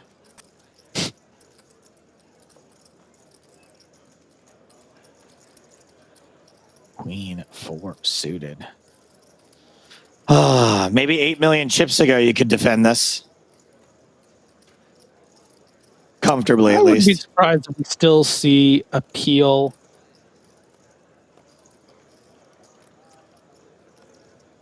You guys, the guy who asked me if I thought I was funny was doing a bit from Goodfellas. Don't jump down his throat. He was just goofing around. I did not miss your addition. Now you're upsetting me. I just offended you. You banned. Thank you for your comment. And a very interesting spot here. 3 monster hands for 6-handed. But I think the way that Mr. Monkey's been playing... Oh, wow. No. Okay. I think we're seeing a fold. Yeah. I think we are going to see a very comfortable fold from Monkey Boss. He's folding the 9s in the small blind to the button shove. The 10-10s going in the muck.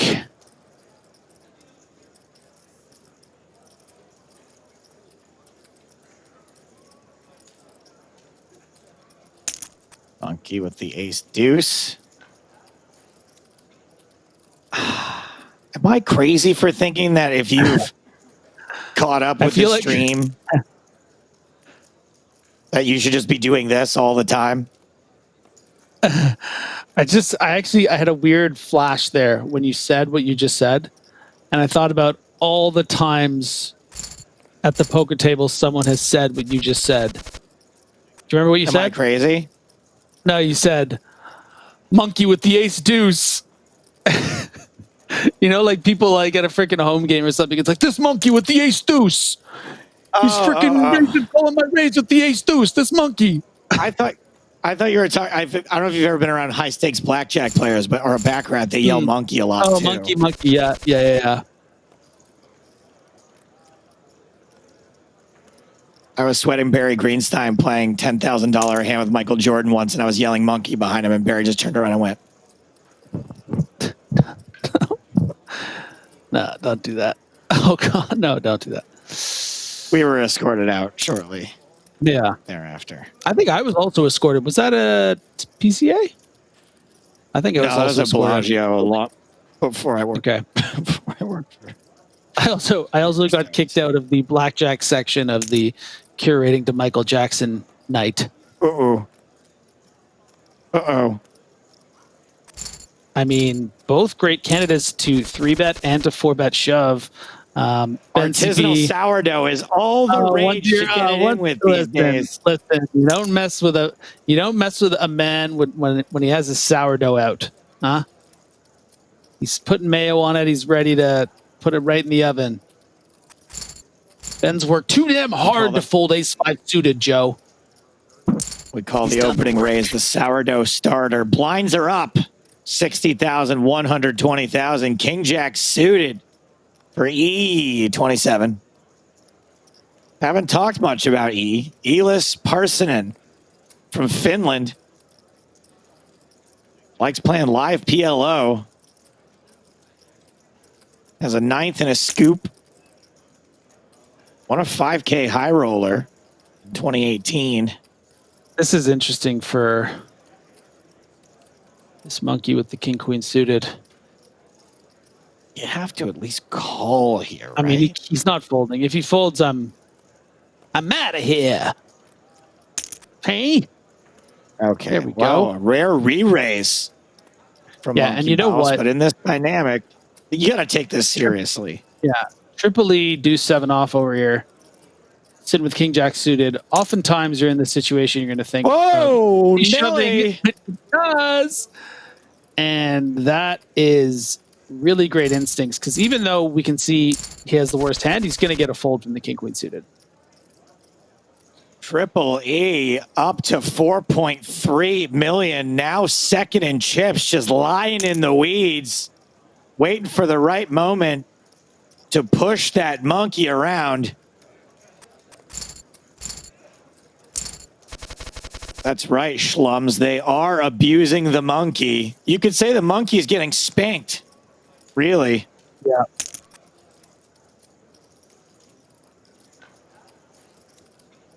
I will give Monkey credit, though. Like, could have gone broke in multiple spots. This strategy is one we don't see very often. A lot of, like, limping, min-raising, and folding to any aggression. Ay-ya! What a flop here for Ben. Wow. Trip trees, as Finton Hand would say.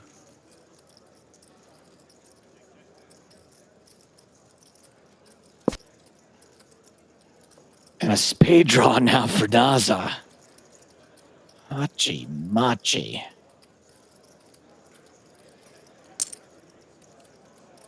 Hey, Joe. That's over bets. Yes, sir. Why was the 3 of hearts afraid of the 3 of spades? 3-3-8. Because the 3 of spades 8-9. I got it. I get the joke now. That's close. I give it to you. Ben's got this locked up. 2 million in the middle. Naza with a less than pot size bet left behind. My guess is that Ben's going to go for all of it. Yeah, he sure does. Naza, no pair, busted flush draw. The potential for the hero call. Some heroes, Griffin, they don't make it back. What you gonna do when you have 3-2? I think we've seen Naza call it off in spots like this before. I'm almost positive we saw him go broke in a very similar situation with a hero call gone wrong. Of course, we can see that Ben does have the effective nuts here with the 3-3s, but there are some bluffs in Ben's range here. He's going to have hands like Queen 6 suited, freaking Jack 10, Queen 10 maybe, 10-7, freaking Jack 10 suited.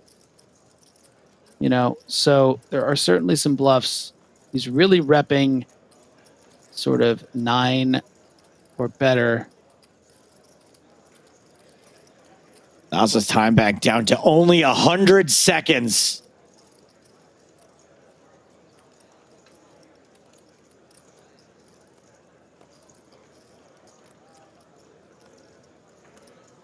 Trying to crunch the numbers, trying to pace around the room. How many times will Ace Queen be good here? How many times is this a pure bluff? I mean, he can't get up from his seat or his hand will be declared dead, right? What are the EPT rules again?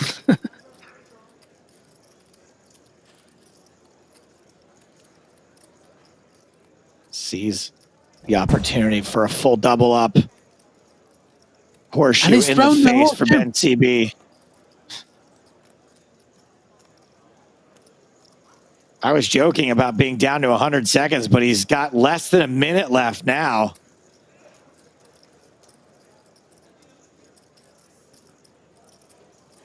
I mean, Joe is such a big fan of Ben. He wants him to call. He wants to just wax poetic. Don't you? Are you writing something right now? No.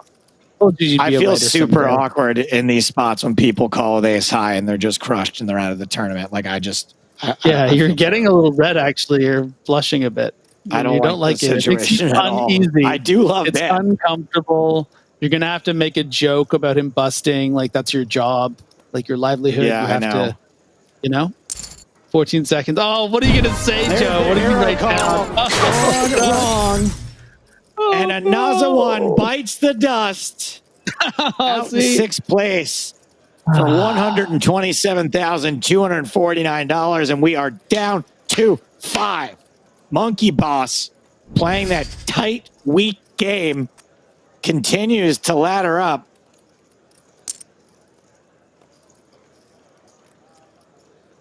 Bencb limping in. Yeah, we play on, players. No time. No time for love, Dr. Jones. Bencb betting into top pair. Maybe giving up now. Checks the turn. Question from YouTube. Jordan wants to know, do you recommend eating sandwiches and being all loosey-goosey at the poker table? Yes. Thank you for your question. Sandwiches are great, especially on sourdough. Artisanal sourdough, even better. Pretty insane call, says Turtle Monkey. Wonder who you're rooting for. I don't get it. There's no one at the table named Turtle. Oh, it's a monkey. Hold on a second. Hold on. 8 high, winning right now.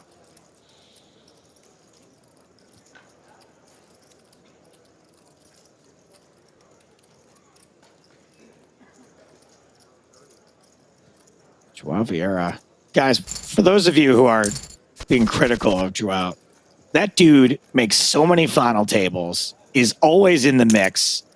No shot your criticism is warranted.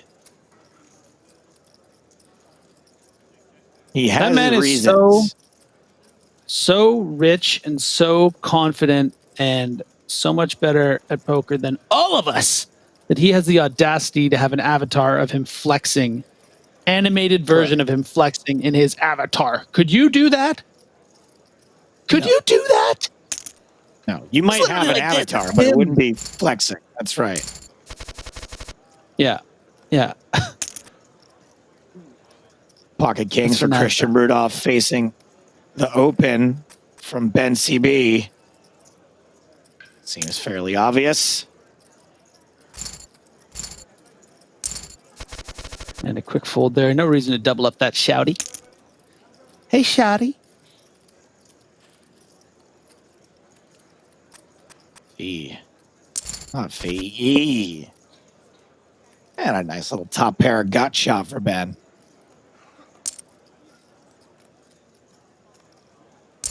Blundell says, funny guy. Thank you for your comment. 5 on the turn.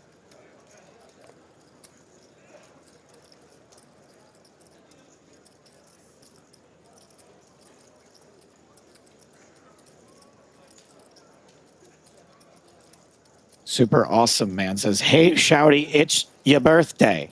Well, happy birthday, Shouty, whoever you are. How old are you today? I'd like to make a shout out to Shouty. Oh, yeah. There's all kinds. If someone's named Shouty, there's all kinds of great puns you could make. Whoever you are out there, happy birthday. Ace Jack. Faraga. Ooh. Jams. Ooh, 5s. Yeah, I think that Could be seeing 8s, 9s plus are going to find a call here. I think 7s might find a call. 6s and 5s, I think you want to protect your second in chips situation. And that's exactly what happens. Because I'm a genius.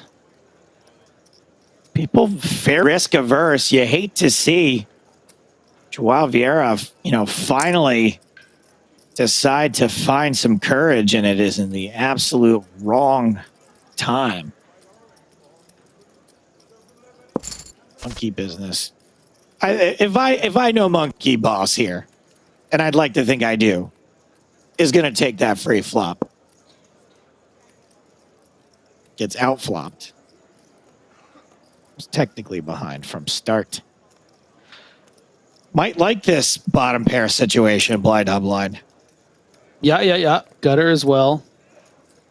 Decides to play it as a bet, wants to protect gutter. against those random hands like Queen and Jack X.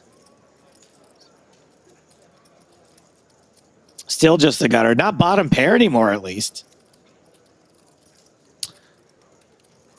Yeah, but not a lot of reason to keep betting unless you want to tell the story of betting off a 9 and elects to make this small bet to try to actually get some extra value from hands like King 7, I think, King 8, hands that are going to call Right. again that still King ahead 5. of. Yeah. King 5 might not have called the flop though, Joe. All right, buddy. There's no need to embarrass me. In front Tens of of people. 3,200 people. Wow, loosey goosey. Watton Loss taking a page out of Monkey Boss's short stack book. Now, if Boss folds this, it's gonna be another small blind, relatively strong, and does just call. Actually, I should have seen that coming, Joe. Been watching the stream for a few hours now. Look, when a person shows you who they are, believe them the first time. If 2020 has taught us nothing, it's that and wash your hands. And I just think that when Monkey Boss calls so often with it, he's just going to get bluffed so often. And that's exactly what's happening here. Monkey Boss is not going to have a resistance to that bet. Won lost with the range advantage being the aggressor, even though a lot of the time, Joe, this particular board texture is going to hit Monkey Boss flatting from the small blind. A lot of hands like Queen Jack suited, stuff like that. I think that's why Loss decides to go for the FU bet, where he's like, yo, 336, like this is it. Like if you call here, we're going. And if he has a hand like mid pair, he's going to have to make a decision right there. All right, Monkey. Surely this is one that you could use one of your 3 wishes. Oh, just another limp. Okay. Just to spite you. One hand after I got done saying to you that you should have known better, here's me being like, well, this one. This is a rip-it-in situation. Wow, gets shoved up by a worse hand. The limp call works again. You cannot fold this. There he is. There's the call. And Domination Nation. Ace Queen holding. God. Ace Queen. Lock it up on the turn. Double up for Monkey Boss. It's a real rags to rags story for Regala. Oh, was right there. Pocket tens. Again with the limping. Yo, this guy's a genius, dog. Maybe this sets off a chain of events where people just stop raising altogether. I feel like that's a world you'd love to live in. It becomes the new meta. Yeah. No, I fare horribly in limp pots. The only way I ever win any pots is by shoving and denying people equity. That's it. If there's a card to come, whatever your perfect card is, there it is every time. That'd be a cool, like poker nickname, like the denier, like someone who just denies equity all the time. You walk into the room, they're like, "Oh, that's Joe the denier." What do you mean? Denies equity all the time. It's just you think you have equity, you're not seeing it through. It's denied. Sounds like a weird niche adult film category. This summer, Joe Stapleton, equity denier. Get ready to get denied. Bencb trying to deny a flop for Monkey Boss, who folds tens. Oh, God. This is some of the weirdest I've ever seen. Just when he thought he was the only equity denier on the streets, Bencb looked down at Queen 6 off. And the monkey didn't know what to do. No, Monkey is very confidently folding. Does not appear to be troubled at all.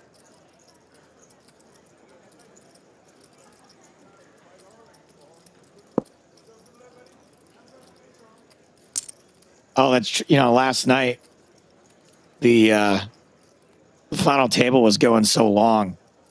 They were talking about getting you out of bed, and I just pictured you waking up and being like, "Hon, I gotta go.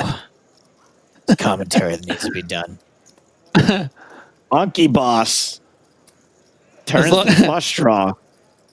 As long as the call would have included like James being like on Griff, I'd be like, one last job, one of those. One, I lock. You son of a bitch! I'm in. Done. I said I was out. I'm done. I said I was out. McGruber, it's cunt.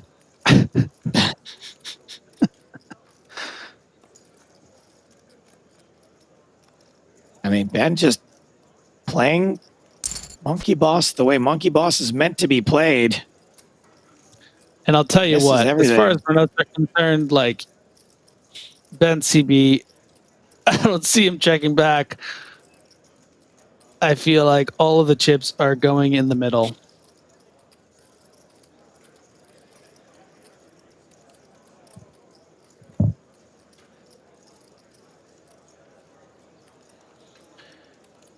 Harry Loves Poker wondering, Joe, what is Monkey's poker history? Very interesting, actually, because we have had some chat heroes stroll in and tell us that he is a very accomplished backer and spin and go high-stakes spin and go player, as he now leads the river here, which might have been the only way to win this pot. But Bencb Lots of not results folding right away. here and there for David Locke. We'll talk more about David Locke right now, actually. Yeah, I think the thing is we're not actually disparaging against him as a player. There's no indication really that he isn't good or anything. It's just the strategies that he's using are so much different from what we normally see. Very like over tight in some spots and then like loose in a spot like that where it works out so well. So it's really cool to see players like this at such a big final table because you don't see it every day. Remind me after the break, and we'll go over some of David Locke's live resume because there's quite a few blips to take a peek at there. But when this hand is over, we are going on a break, so I don't want to be in the middle of that. There we go. Still five-handed in this event. Everybody guaranteed well over $130,000 at this point. They're going on a break. We're going to take a look at the 1K deep stack once again. I don't know if you guys are aware of this, but Lex Veldhuis is still alive in this event, but we're going to take a look at some key hands from the 1K deep stack happening right now.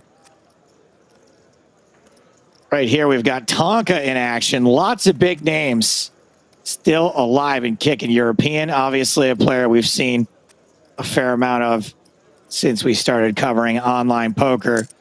Tonka, small on big. Jack 10 against the old good buddy hand, 10-4. Tonka deciding this hand's a little too goofy to just take to a flop. Wants to try to win it pre, doesn't do it. Flops second pair, top two for Cerebity. Cerebity now, Cerebity now. Cerebity now, Cerebity now.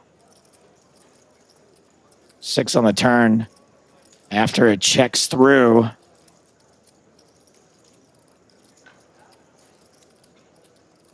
Cerebity now, Cerebity now. Probably flopped a little too huge. Didn't want to scare off Tonka. Maybe goes for a bet now. Wow, into the time bank. Dirty. Dirty. What do I do? What do I do? Bet 3/4 pot. Tonka. Never lucky. Makes the call. Rivers 2 pair. Wow, that is quite never lucky. Tonka with just over a pot-sized bet left behind. Shove from Cerebity. Tonka makes the call. Tonka out in 70th place. Now this is very confusing because now we have Robinho Latalo involved in this hand with a picture of Tonka. Got a limp from Ace King, a call from Clutch Hero with the 5s. Robin or Latalo, Ace Queen, probably going to step in it a little bit here. Pretty weird just to limp. Yeah, there's the shove. And Lex in the big blind with jacks must be kind of confused as to what's going on here. Doesn't necessarily hate this spot just yet. There's the call from Lex. Now, what does Jaco do? Jaco, who was just at yesterday's final table, I think went out in 8th place yesterday.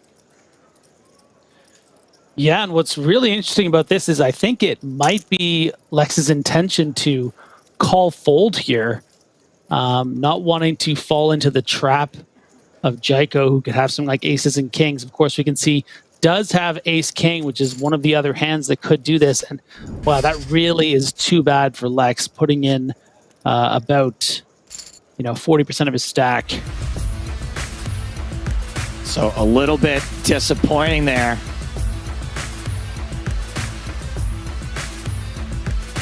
For Lex to lose a little bit.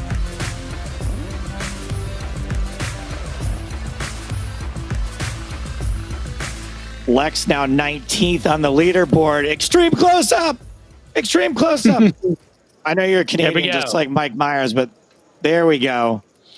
Yeah, so we are down to how many players left here in this 1K? Down to the final 44 in the 1K. Everybody now guaranteed around $2,800. $111,000 for the winner. We still got Lex Veldhouse in that. Rubinho survived that, obviously. Alex Better. Let's take a look. Let's not just have me rattle off the names. Let's take a look at the chip counts. Chip counts for where we're coming back to in the super high roller.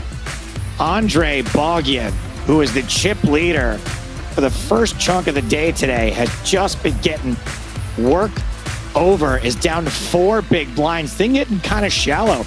Christian Rudolph also in the danger zone. David Laka a little bit more comfortable. Triple E in second place, and Bencb crushing is the tournament chip leader. And now would be a phenomenal time for me to hand things off to my good friend and work wife, James Hartigan. Thank you very much, Joseph. And wow, if ever you want to prove positive that things can change quickly in No Limit Hold'em, it's the big turnaround that we've seen for Andre Bogyan. As you referenced during the last session, Griffin, we had a situation where he had more than 10 million chips, more than 100 big blinds, 5-1 chip lead or 4-1 chip lead on the guy who's second in chips, and now is in the hyper danger zone, fewer than 5 big blinds, and at risk of going out in 5th place. I didn't realize there was a place even more dangerous than the danger zone, the hyper danger zone. I like that. Extreme 5 danger big blind. Superb danger zone. I mean, there are many epithets that can be applied to it. But an opportunity here now to get back to almost 10 big blinds with this ace-10. It's going to be about 4 big blinds, pretty much exactly. We're going to probably expect to see folds from both Christian Rudolph and Bencb. And then once it comes to Triple E in the big blind, a pretty meh kind of hand with 10-6 off. But just 4 bigs. You know, if it was any more, I think we would expect him to fold. Any less, probably just call it off. If he only had 400,000, which would be effectively 3.5 bigs, you kind of want to just call it off. Yeah. 10-6. Boy. Finds a fold. You know what, Griffin? If this was any other tournament than a 25k super high roller, I'd be tempted to say intercourse the pokers, because I want to talk to Griffin about The Witcher 3. That conversation is going to have to wait, but you and I need to have that conversation. Yes, absolutely. But just coming right back to the poker, another very interesting example of Watt and Loss playing very cautiously when it comes to ICM. We've got the flush draw here for Monkey Boss. Had the best hand pre, still has the best hand post with Queen High. Plus with that draw, 87% equity. Action goes check, check. Opportunities emerging on the turn.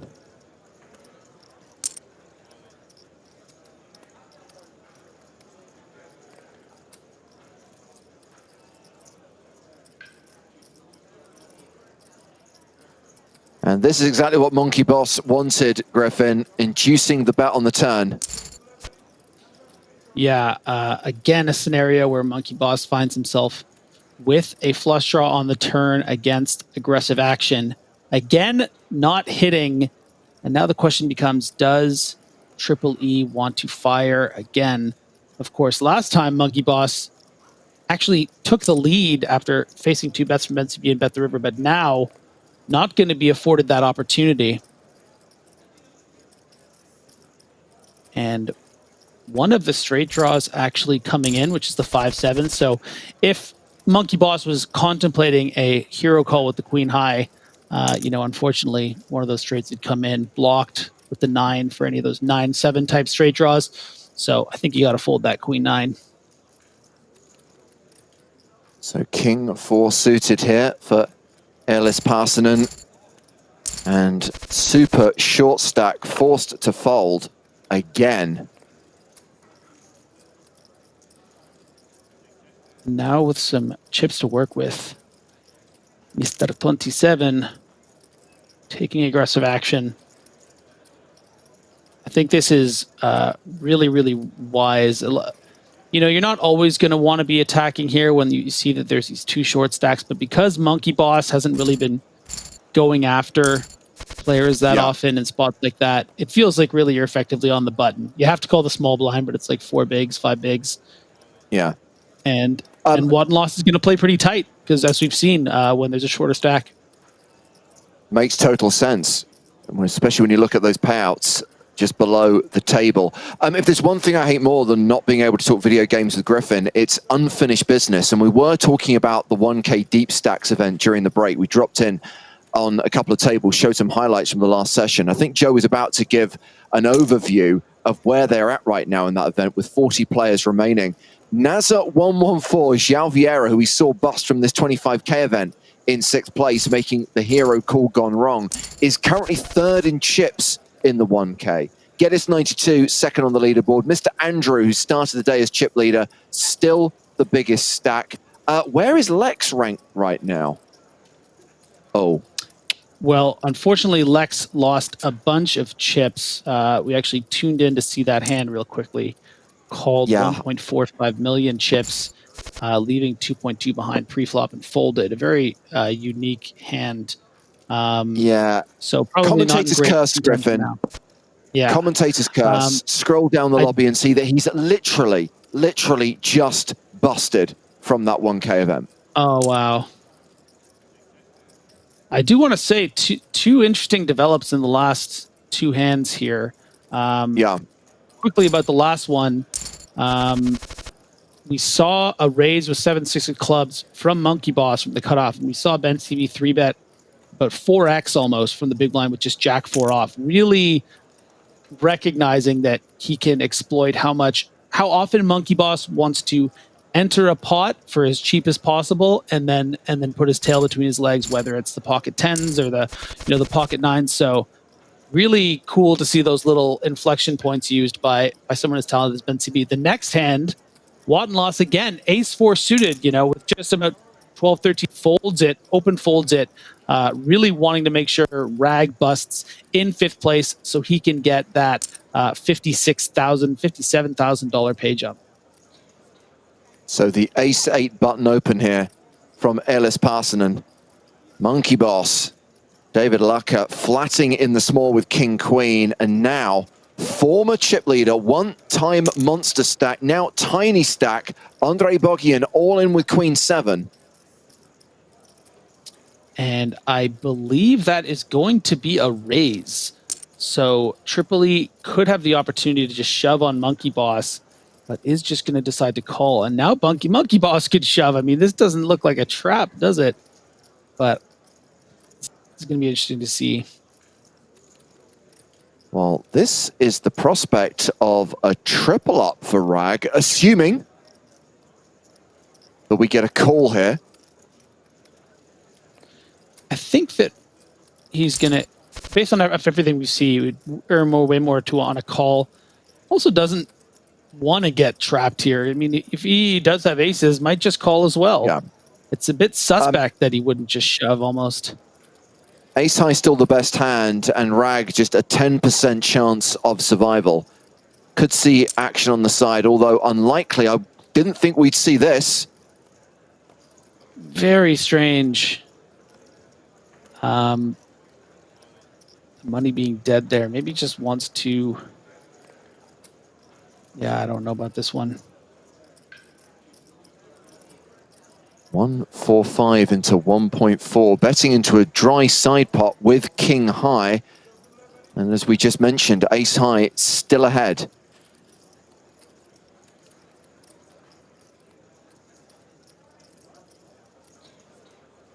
It's way too good a price here. I can't imagine that Triple E is thinking about folding.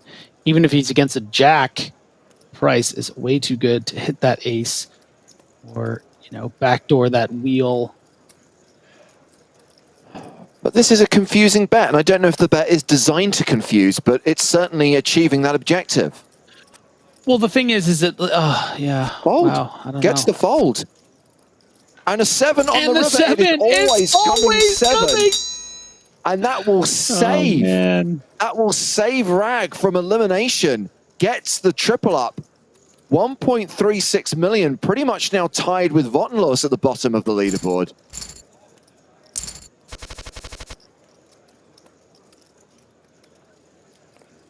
And an interesting little chatter there from Rag AAA saying punter. I don't know if he's talking to him or to Monkey Boss.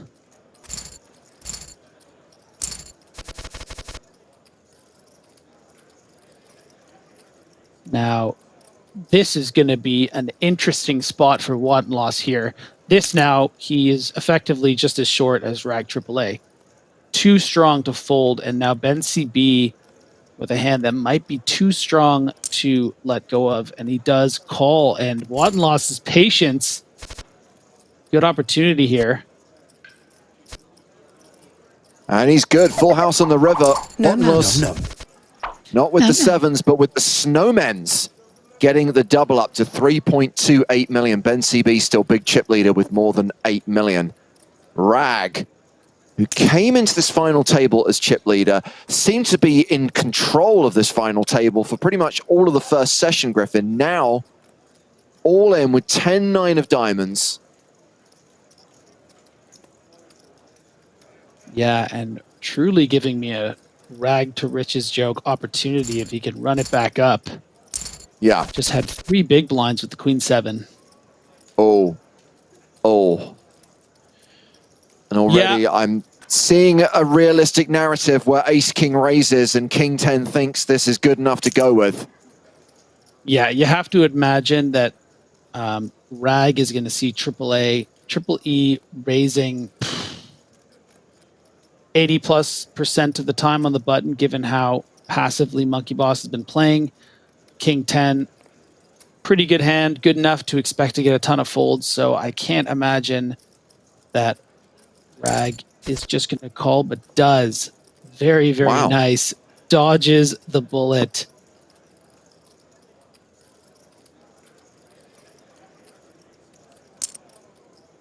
Ace King bets 120,000. Yeah, I like this little min bet. It's, you know, it's one of those situations. It's like, what do you do on Queen 6-6 with Ace King? You want to deny equity. You don't want 8-9 to turn a 9 when you check back, just because you think you're good now and don't want to get raised. And sometimes you can even get value from worse Ace highs and King highs, which he's getting now. So just put out that little bet and play accordingly. Yeah.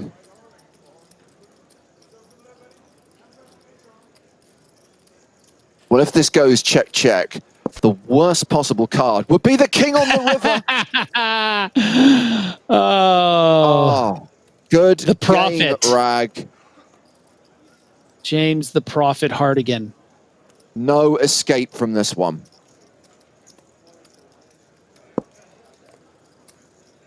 And, of course, Rag is going to check. Wants to induce bluffs on this King River. This will not be a bluff. This will be a value bet. And it's an all-in. Oh, and if Rag calls it off, Rag is out. How do you fold this? You're never folding this. The problem Sure is, enough, and he doesn't make the call, is that he's chopping with all the other kings. You know, that shove could be with King 5 off, targeting a queen, you know? So you kind of have to call there, hope the guy's bluffing, only really losing to Ace King and, what, Queen's full? Like, And a 5th place finish there, Griffin, and 170K, a great payday for Andre Bogian. But when you think back to when you had all of those chips, when you had that phenomenal advantage, I imagine Andre is going to be very disappointed with the end result. yeah, you know, you're already sort of licking. Oh, we've got aces chops here at for that. Votenlos. Pocket And unfortunately rockets. for him, his opponents have some of the worst starting hands in poker.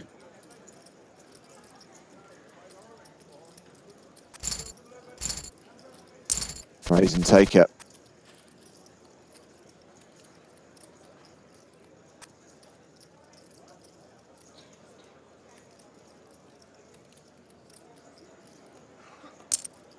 So we've gone to the 70-140 blind level. Monkey Boss is the short stack now that Andre has busted in 5th. Four-handed action at this 25K. Super high roller final table with more than $500,000 up top for the winner, plus the EPT SHR trophy and a pair of 7s for the Finnish player in the final 4. Bet and a fold. Well, we're just going across.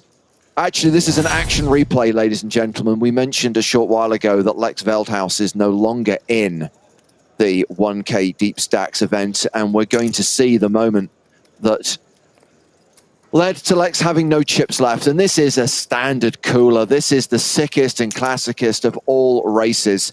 Queens against Ace King. Of course, inevitably, Queens are a bigger favorite than 51%, closer to 60% in some cases. And when all the money goes in here, we know how this is going to play out. Queen on the flop, overkill. Oh, man. And Lex shown some hope with the heart on the turn, ace on the river, not enough. So that was Lex going out in 41st place from the 1K Deep Stacks, which continues tonight. Meanwhile, we are now going to stay focused on four-handed action in the super high roller as we see Monkey Boss pick up a no-good flush draw, the full house for Bencb. And so cheeky the way that Ben is electing to play this hand. It's almost like he's directly targeting the hand that Monkey Boss has. It's pretty amazing. I mean, electing to float on the flop, obviously because he has the king, but you know, could be doing this with some hands that he would want to start bluffing with. And Monkey Boss has just felt so bullied. He has to have so far with the way that Ben's, and just such blade sizing, just like so acutely targeting the kind of hand he has. He's like leaving him with a million chips. It's like, the problem is it doesn't look bluffy. And Monkey Boss, you know, he might just end up just being like, I don't think he's just doing this with 10-8 offsuit, you know? So I'm going to find a fold and makes a nice fold with ace high.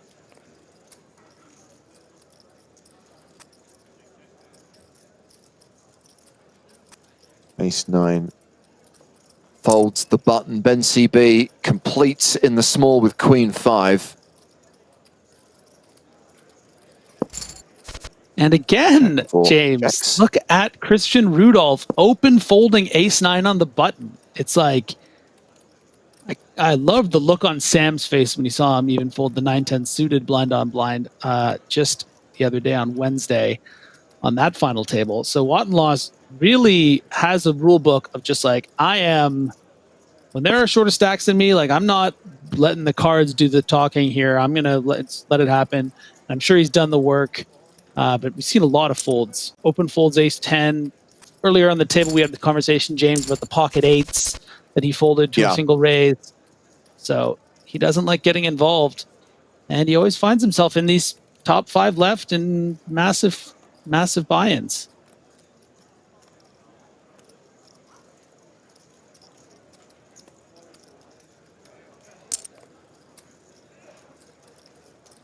And blind v blind, 6-3 versus ace deuce. James, that he's got to have a gear here where he's willing to shove for under 10 big blinds with ace deuce. We haven't seen anything like that, but finally.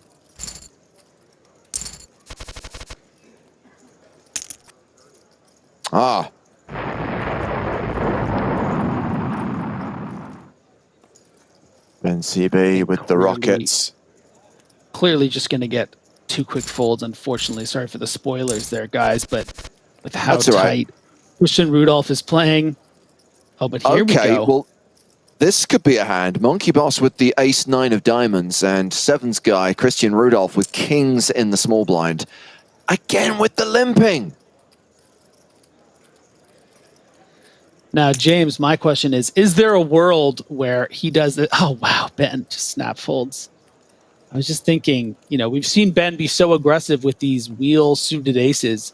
Was this going to be a situation where he would sense weakness from Watt and Loss and expect him to maybe fold to his shove with the ace-3, just 23 big blinds? Probably not, because of how short Monkey Boss is. That Watt and Loss obviously wants to get it in with him, but Whenever I hear the name Monkey Boss, I immediately hear Monkey Dust, which was this really surreal animated comedy show that was on TV in the UK about 20 years ago. oh yeah, was it good? Facts. It was very good. Still remember some of the sketches in it. Don't worry, I'm not going to act them out now.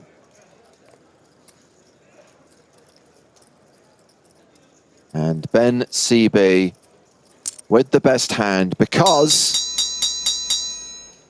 is always coming 7. And look at that bet. So polarizing. Just saying, I have nothing or I have something huge. And it's hard to make something huge. But what that huge hand actually is just a 7. And a good fold there from E27.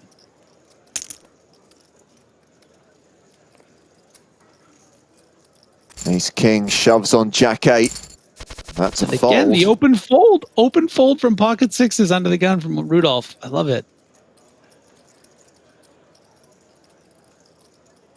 You know, when you see players with so much success, like recent success, it's important, I think, to try to isolate and look at what they're doing differently. And certainly he stands out as someone who really treats ICM with a degree of respect that almost feels like overload, but clearly has done the work.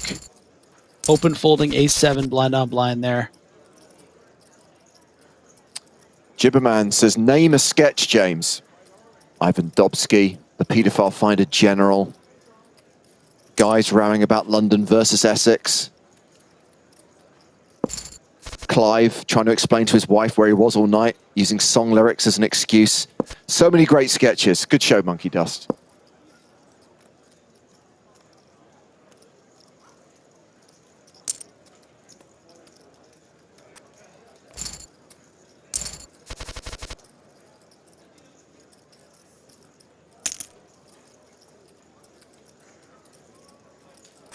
Pocket 10s for the short stack.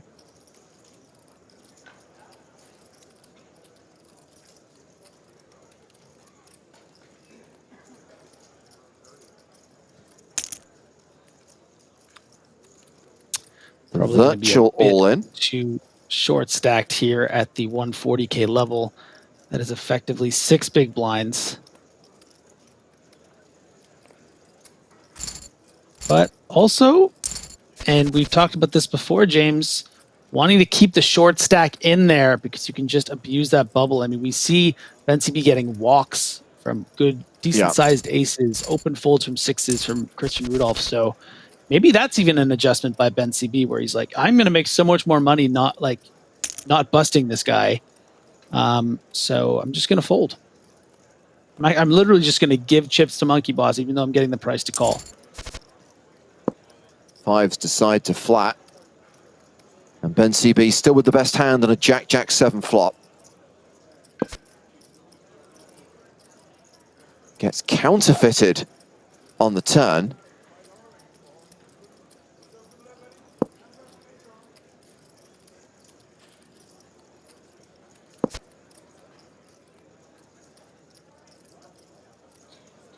Yeah, it's super annoying when you have a pair like this and there's 2 over pairs on the board, but you're not really going to be able to tell a story that gets you the pot. So Bencb wisely does not. Elis Parsonen narrowing the gap between himself and Ben Roller. Meanwhile, we have got David Lucker, the Monkey Boss, still playing a sub-10 big blind stack.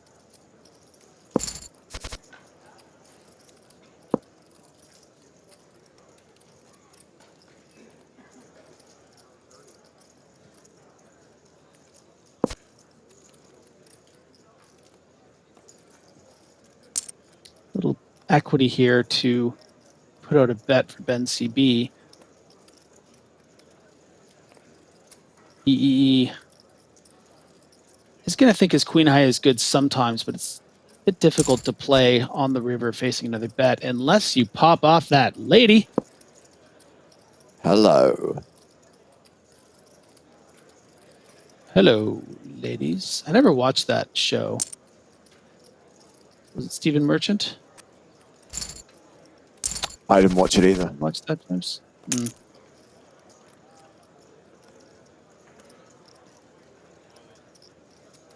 Harry loves poker, and Harry asks, what are the nationalities of the remaining players? Always a bit of a weird one when you ask about nationalities of players, because obviously where they are in the world doesn't necessarily link with their nationality. For example, both Bencb and Christian Rudolph are playing from Austria. It doesn't necessarily mean that they are Austrian. Pretty certain that Elis Parsonen is Finnish, and Monkey Boss, David Lucker, who we believe to be Spanish, is playing from Georgia. And yes, I had to look it up. I didn't recognize the flag.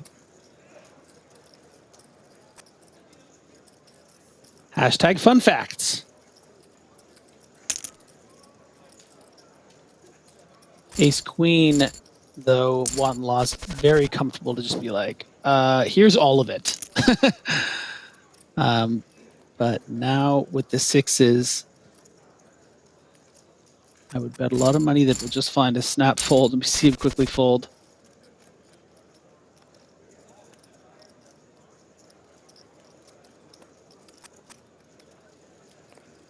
Evan says, Ben is German, I believe. I did allude to that. I think that Herr Roller and Herr Rudolph have chosen to move across the border for taxation reasons, possibly. Or maybe they're just a big fan of Viennese cuisine. And it is a beautiful city, Vienna, so. Yeah, get yourself some Grolsch over there. Is that what it's called? Delicious Grolsch. Very interesting hand here, King 10 to King 10. Monkey Boss has been finding some nice little opportunities to increase his chip stacks. I can't believe that. Shoves the ace deuce there, but not even a call with the King 10.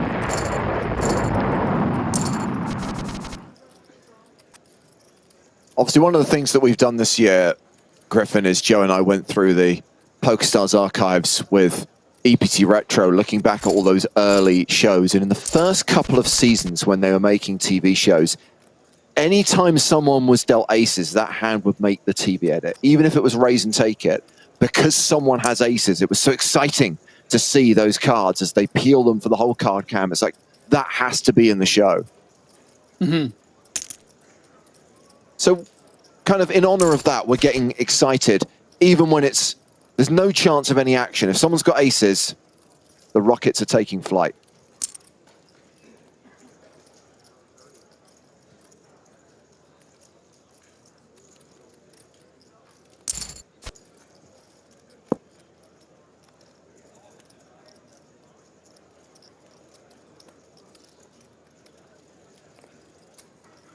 Nine's still ahead. Flush draw here. Mm-hmm.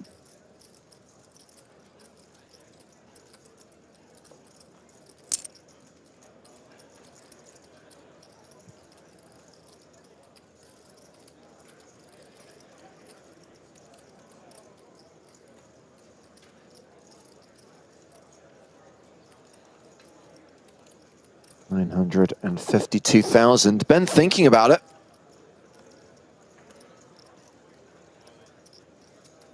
Evan asks, who is EEE? A Finnish player called Elis Parsonen.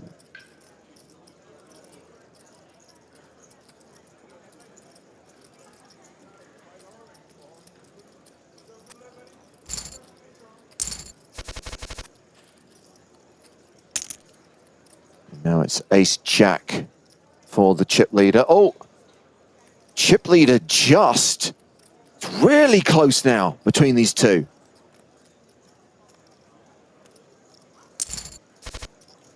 Now, Monkey Boss doesn't call with the King 10, but folds, but calls with the 5-9 suited. He is And mystery wrapped in an enigma, man.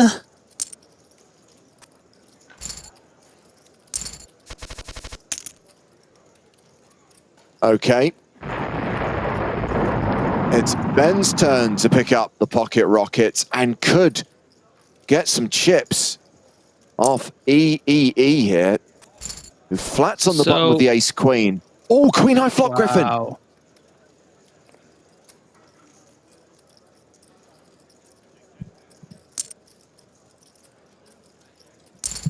A bet of 238 called.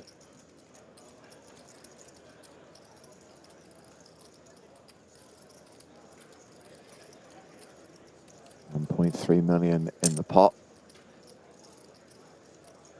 Some now corrections on Twitch. 854K. For the last hand with the king 10. I didn't realize he had 6x'd. I thought it was a min raise. It's my mistake when they both had king 10, king 10. But this hand is crazy chip lead on chip lead. Such a cooler.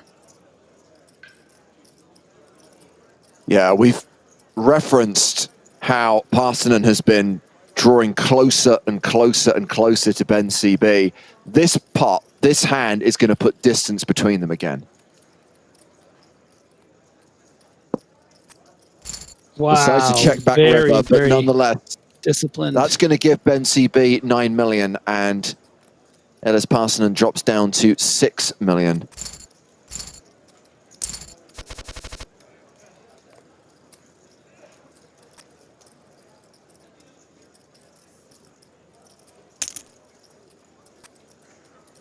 Now it's Wattenlos, Christian Rudolph opening with artisanal sourdough. Gets called by King 5, and it's almost a flip post flop. Hearts working for Parsonen.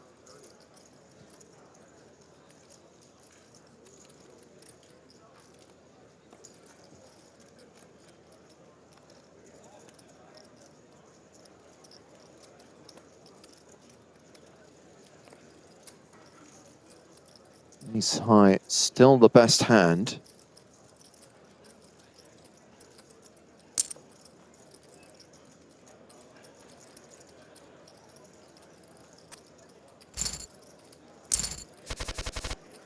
But the draw wins the pot. King 10 opens. And is Monkey Boss going to take a stand here? Interestingly, we can see an ace and a 6 folded in the small blind.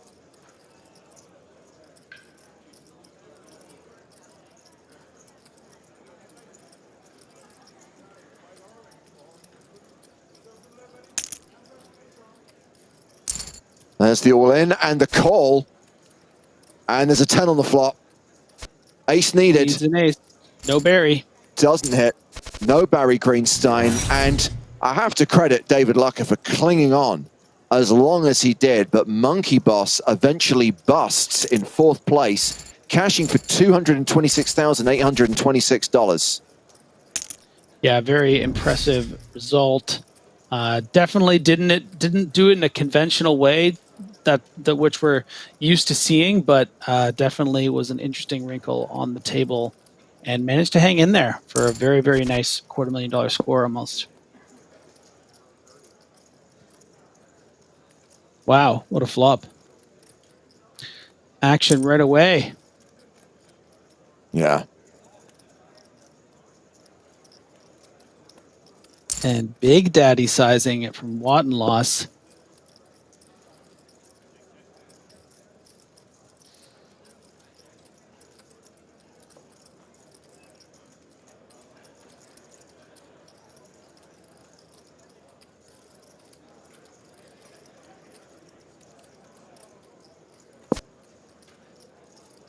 And the board bricks out for Christian Rudolph.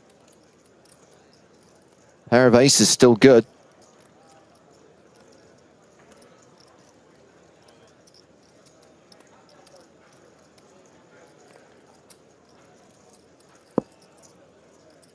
So I know that obviously Lex played in this 25K. He was free rolled in by Stars because he was trying to win money for charity, and that mini version of the super high roller, the 215, I believe that the rake from that event is all going to charity. And I think I'm right in saying that Bencb has pledged a percentage of his winnings in this event to that charity. So help us out here, chat. What percentage of Bencb's winnings is he going to donate?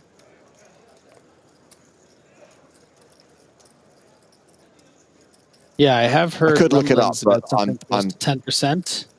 I think I've heard 10%. Okay. A couple times, yeah. This is going to be really interesting here, James. Might be at least a 30K huge right now. pot here. Huge flip, wow. ace-10 suited to threes, yeah. Massive race, and threes are holding. No ace, no 10, and that is the double up for Christian Rudolph, and it's almost even now between these three guys. Yeah, they're strap in. They are going to be going to war now. And an offer of wanting to look at the numbers.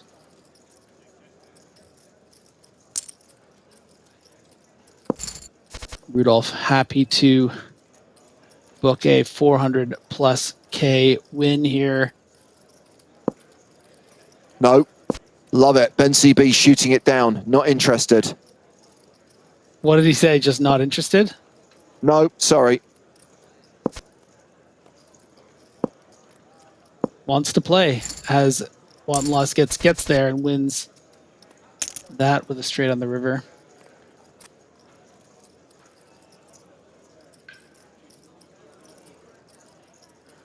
Yeah, there is also something to be said, James, for love of the game. You know, Bencb obviously a very accomplished player with lots of money in the bank, and it's not every day you get to play for $500,000.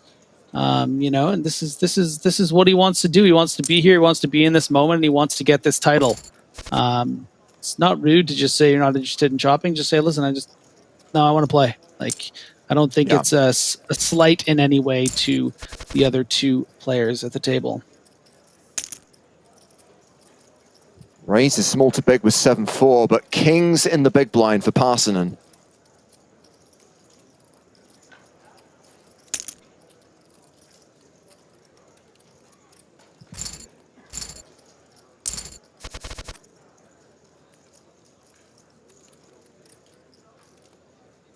King 8 versus Queen Jack. King 8 completes. And 7's guy checks, and decent flop for Christian Rudolph. Top pair, diamond draw. Make that trip queens, and his opponent drawing dead. Interesting bet here from EE. I think it's actually more of just almost a protection bet with King High, as we saw the action was, you know, limped pre and check. So thinking King High is going to be good a decent percent of the time here. Wants to deny equity from a hand that has, like, you know, 10-5 with the 5 of diamonds or something. Look at it right now. It's pretty much even Stevens between these three.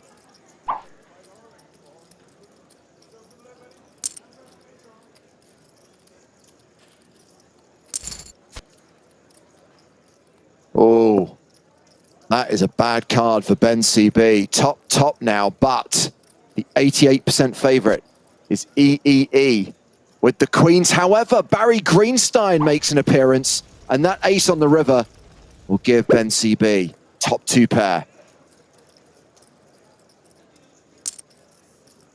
And really tough to call here with this particular run out. Ben's going to have so many 8s in his range. You know, he would have to be turning a hand like 6-7 into a bluff. So, or, you know, he wouldn't really be turning a 10 into a bluff, maybe turn a 9 into a bluff. So it's really tough for him to find some folds here. So I think he's going to find a fold and does. Holds on to the chip lead, and now we've got ace-8 versus ace-7, blind v blind.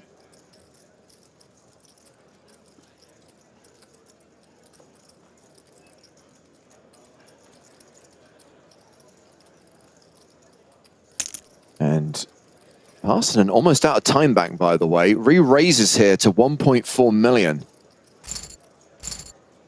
Gets a fold.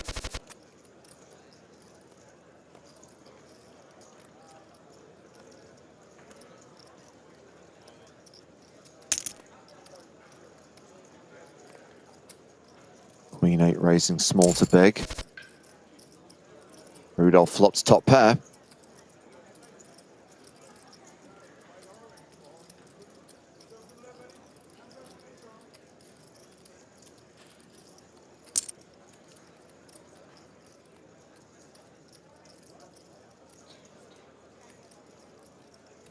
Continue here from Yeah. E. Who now pairs his 8.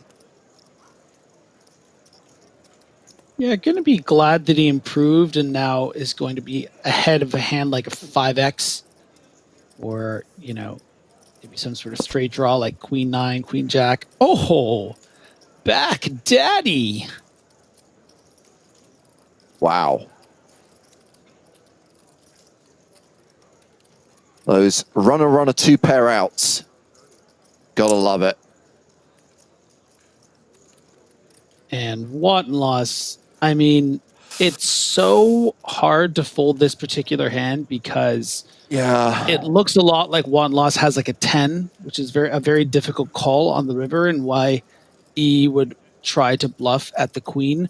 But also, if he had something like Ace Jack, he might bet twice.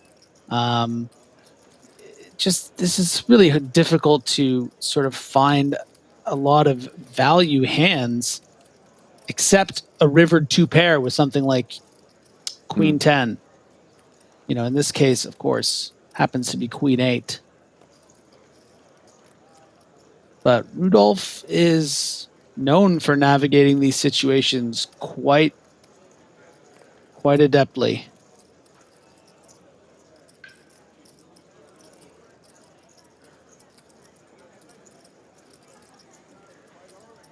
Getting a lot of requests to show the cat. I'll show the cat if he folds. But if he calls, no kitty. Oh, you tease. We already referenced earlier on, Griffin, well, did not fold. Christian Rudolph calls and loses. And we have seen an absence of cat avatars over the course of EPT Online. I don't think I've had a single cat avatar on any table. Disappointing. So you could have made up for that. Next cat avatar will also get the cat. Okay, fine. I'm hoping that on Monday, when we start covering the main event, when we'll have multiple tables in action, surely we'll see a cat at some point. Exactly. So just to be clear, cat on screen, or rather cat on the table, means cat in your screen. In real life.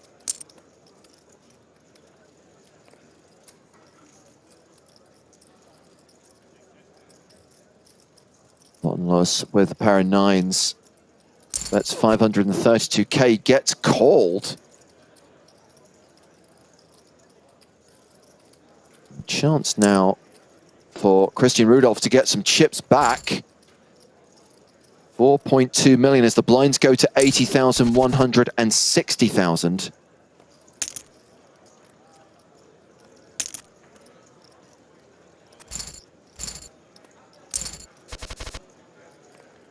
All in and a fold. Opens with ace 10 on the button.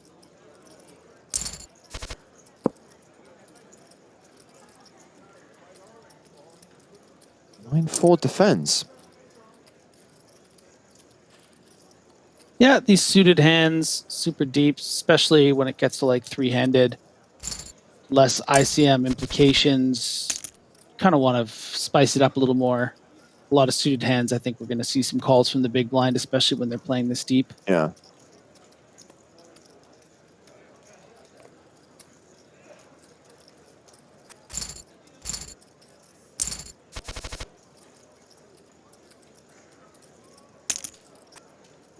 Ellis Parsonen, current chip leader, started the hand with more than 8.5 million, opens with ace deuce suited.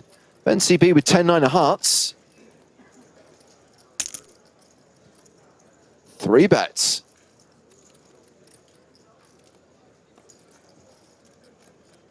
Interesting hand to elect a 3-bet with. It's such a beautiful hand. You really don't want to not see a flop, but also going to get so many folds that goes for it, gets it done. Ace jack button raise. King 5 calls. 2 pair, kings and 5s. King 5. The knife.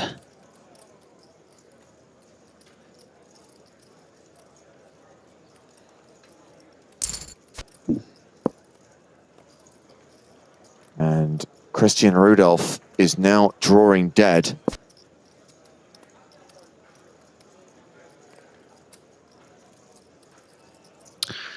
Now, there was a spot earlier that was a similar flop, but the way that it rolled out, it really, and he does call because the way that was different. So there was a hand earlier, James, that I was commentating with Joe, where it was something like king 3-4, and it came 6-6. And then when the guy with king 5 bet, it made it quite easy for the ace high to fold because those straight draws had now come in the sense that the guy had 5-6, he would have had trip 6s or whatever. In that situation, you saw it came deuce-deuce.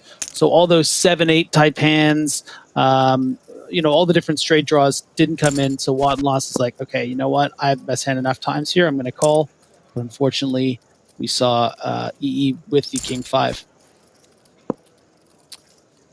Quick question from Punak, who says, where is Joe? He's off getting a hot dog.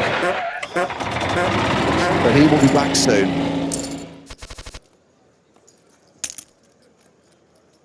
I hope Joe didn't actually see that because sometimes he just will run with a bit so much that as soon as he sees you say that and that happen, he's just going to run outside just to have a bunch of hot dogs when he's on camera the next time, you know? Griffin, he doesn't need any encouragement from me to eat a bunch of hot dogs. Pair 8s here now for Bencb. Triple E's really pulled ahead here. Is now, I believe, this is only the second person on this table that has reached that 10 million mark. Funnily enough, the person who reached that mark was 7 left, which was Rag AAA, had 10 million chips. Bencb was second in chips with 2.5 million, and unfortunately for him, finished 4th place. So really a perfect example of how much things can change, James. Yeah. Ace King versus 6-4. Pair of 6s on the flop for Bencb.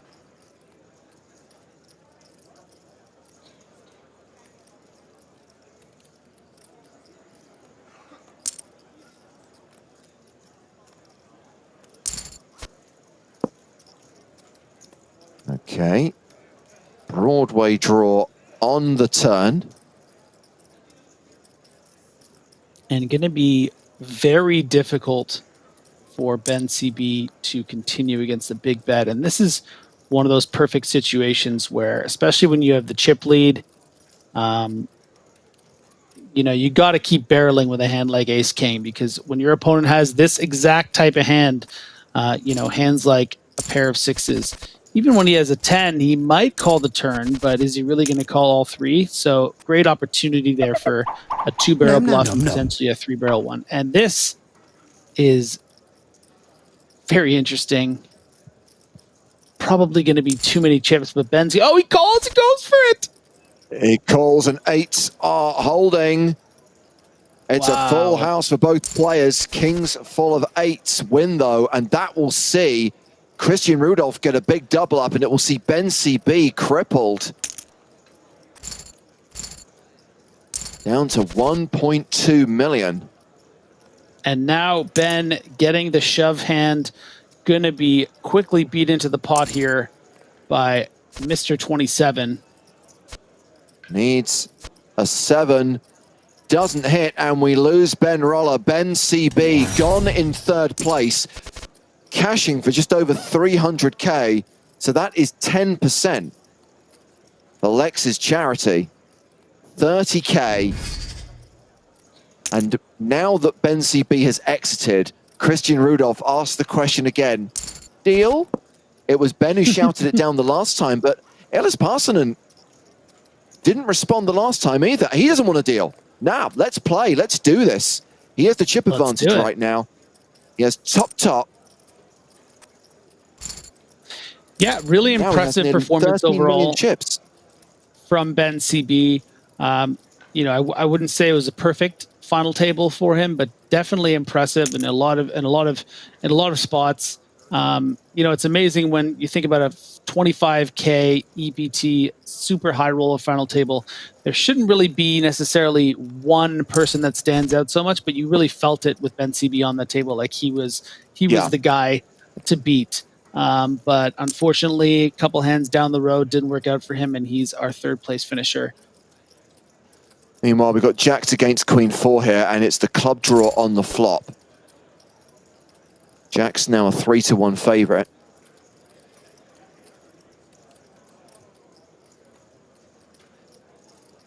Heads up, playing for $135,000. That is the difference between second and first, plus, of course, the all-important EPT Super High Roller Trophy. And Wattenloss betting just over pot on the turn. You have to imagine that's going to scare off Triple E.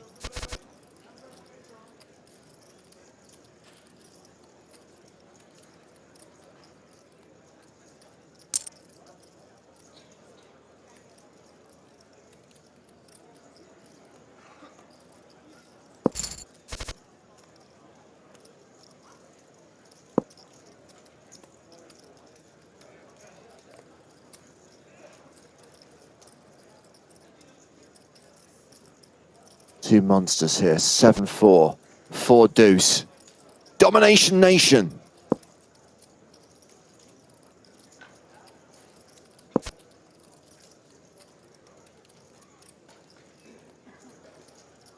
And 7 high is ahead here, but Wattenloss bluffs the river and gets a fold.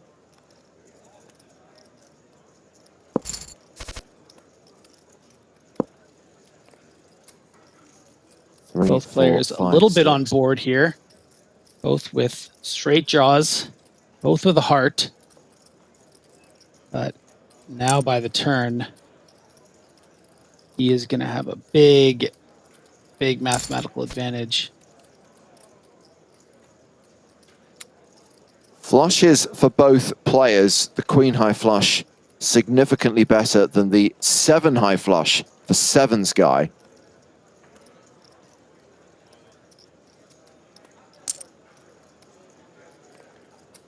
Goes for pretty big value here.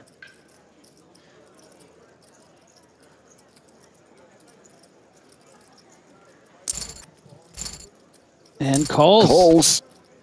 And 2-1 now. Chip lead here.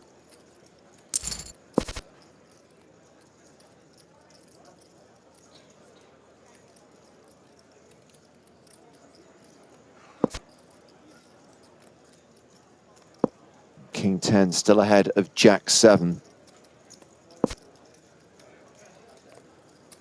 Still good. Just going to go check, check. Yep.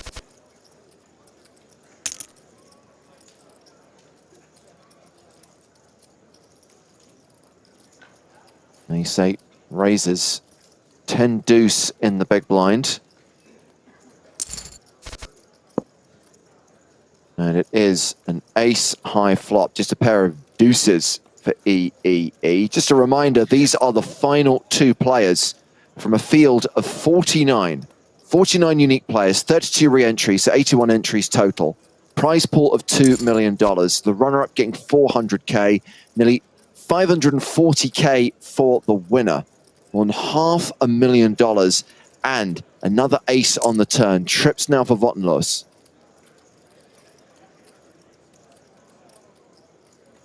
And yeah, Triple E is going to obviously recognize that his opponent's going to be bluffing some percentage of the time here, but not worth it to continue with the 2 pair.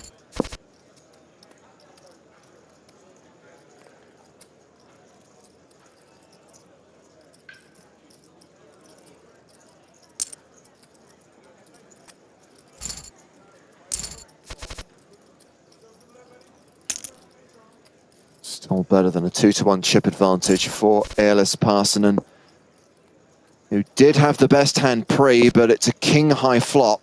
Oh, spade draw on the turn. Always a sweat.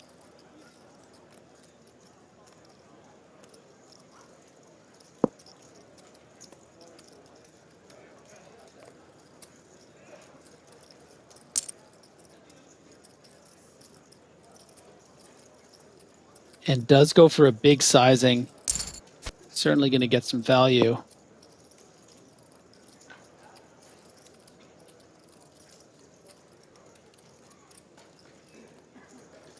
One loss, going to be licking his lips here at this run out with the disguised king, hoping to target hands like Jack X, some 9Xs that might call this river bet. But of course, we see he had the flush draw and had missed. So we are heads up in the super high roller as the players go on a 5-minute break, and we'll take this opportunity to celebrate more EPT history. One of the things we've been doing is asking all the members of the broadcast team for their favorite moments from EPT history. And Griffin, you have nominated a hand from EPT Berlin in 2012. We are heads up at the final table of the main event. Let's see what happens here. That's right, James. Devony Katai. Blinds are up to 80 and 160,000 with a 20,000 ante. Andrew Chen first to speak. Suited one gapper on the button, heads up. Raises to 360. This is not a mandatory 3-bet. Good way to balance your range. Tie elects to call.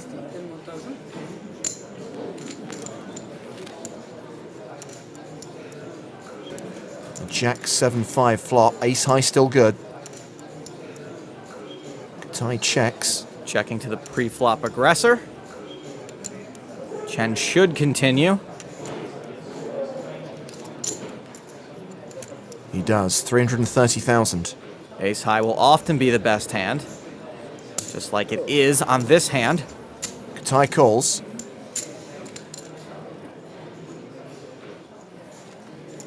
Nine of spades on the turn. Changes nothing. Katai checks a second time. See if Chen slows down as well. He does. He checks behind. 10 of clubs on the river. You would expect it to go check, check, maybe check bluff here.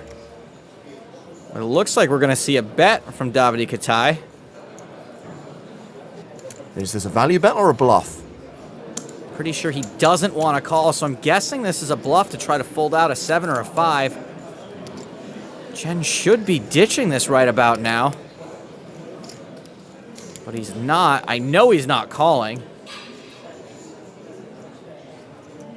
Well, this is certainly a bluff. A raise to more than 1.5 million.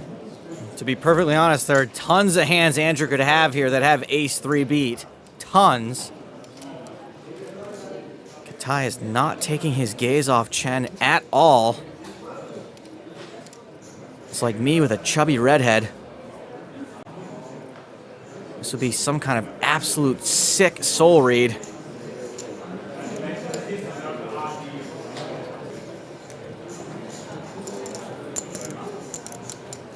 Yeah, call. Awesome call alert. Agreed. I don't know how often ace tray is going to be good in that spot, but it's infrequently enough that I'm confident in saying that is a losing play in the long run. But Davide Katai just made a soul read on par with Mystic Meg. Great stuff.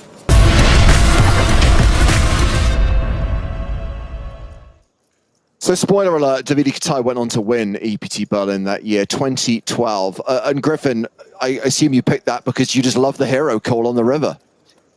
Yeah, God, I love that hand, and I love watching Davide Katai do what he does best. You know, he's probably one of the most unusual and unique and cerebral poker players we've ever seen on the European Poker Tour. I mean, this is a guy that would play very, very slow, very deliberate, always studying everyone very, very closely. I've had some really interesting conversations with him about some of his thought processes, just, outside when he's having a smoke or whatever and talking about some different things. I remember there was one instance even at an event where there was whole card coverage and someone thought that he might have been able to see the guy's cards and he couldn't believe that he was picking them off like this. So he's just incredible to watch. Absolutely, has made many deep runs in EPT main events. Meanwhile, we are heads up at the super high roll-up final table. Ellis Parsonen versus Christian Rudolph, 79 big blinds, plays 46 big blinds. Let's bring Mr. Stapleton back into the mix. Joey's in the booth. Griffin's staying with us as we continue this heads up battle. No year of Romania, Joe. Nope. These are the final two players. And we are still at the 80-160 blind level. Hello, friend.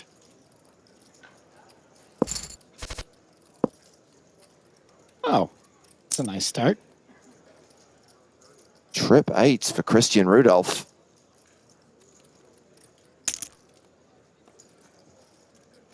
Check raises the flop. Gets a fold. King 10 on the button. Raises, jacks for Ellis Parsonen. I swear I did not spend the break cranking it. Playing about 50 big blinds effective. Loss is going to find a call a lot here. And now just an SPR of just over 2-1. I mean, this could be it, guys. Honestly, this is a massive flop heads up. King 10, we saw a hand earlier with jacks to King 10 between Rag and Mar Arthur, where a similar SPR where they just got it in. So this could be it. Top pair versus an overpair. Votenlos raises. How does Tripoli respond to this raise? All in. Votenlos calls it off, not drawing dead. Needs to hit on the river and doesn't, and we do have a winner. 2 hands back from the break. And it is over. And we have our super high roller champion. Christian Rudolph, sevens guy, is the bridesmaid, finishes in second place, cashing for just over 400K.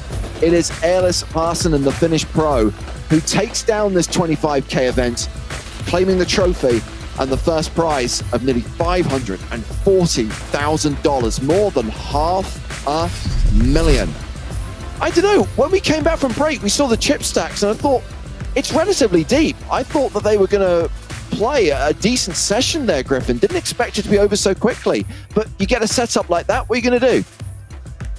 Yeah, especially when the sizing that the players are using is so big. We saw a 2.5x raise from Christian Rudolph, which effectively makes the blinds up to 200K, because that would be what it'd be for a min. A 3.5x raise to 1.4 million. Once the call comes in, suddenly, even though he started the hand with 50 big blinds, there's only a stack to pot ratio of 2-1. The money's going in on 10 high, and it's too bad for Christian Rudolph, but really well played all final table. And Joe, another final table that didn't disappoint. Some yo-yoing stacks, a satellite qualifier who cashed out with a huge return on investment, some plays that had us scratching our heads, and some of those crazy car crash hands that just leave us saying that's poker. It didn't disappoint for anyone except for Christian Rudolph, but super, I'm sure, frustrating finish for him twice in the same week now. We've seen him go deep. Yeah. Couldn't quite close it out. I do want to extend a congratulations to Tripoli. From the halls of Montezuma to the shores of Tripoli, we will ship you cash and trophies in the air and land and sea. See, he doesn't just spend his breaks eating hot dogs. The man is a poet. So we are going to be back on Monday. On Sunday, the main event starts, and we're going to begin our main event coverage on Monday with our world-famous bubble coverage. So make sure you're with us on Monday. We're then going to watch them play down to the final table on Tuesday, and we'll have every single hand from that final table, cards up, on Wednesday. So 3 days of main event coverage. The best is still yet to come. Join us on Monday, 1:30 p.m. Eastern Time, 6:30 p.m. UK time, 7:30 p.m. Central European Time. But for now, from the entire production team, from Griffin Benja, Joe Stapleton, and me, James Hartigan, it is good night from the PokerStars Arena.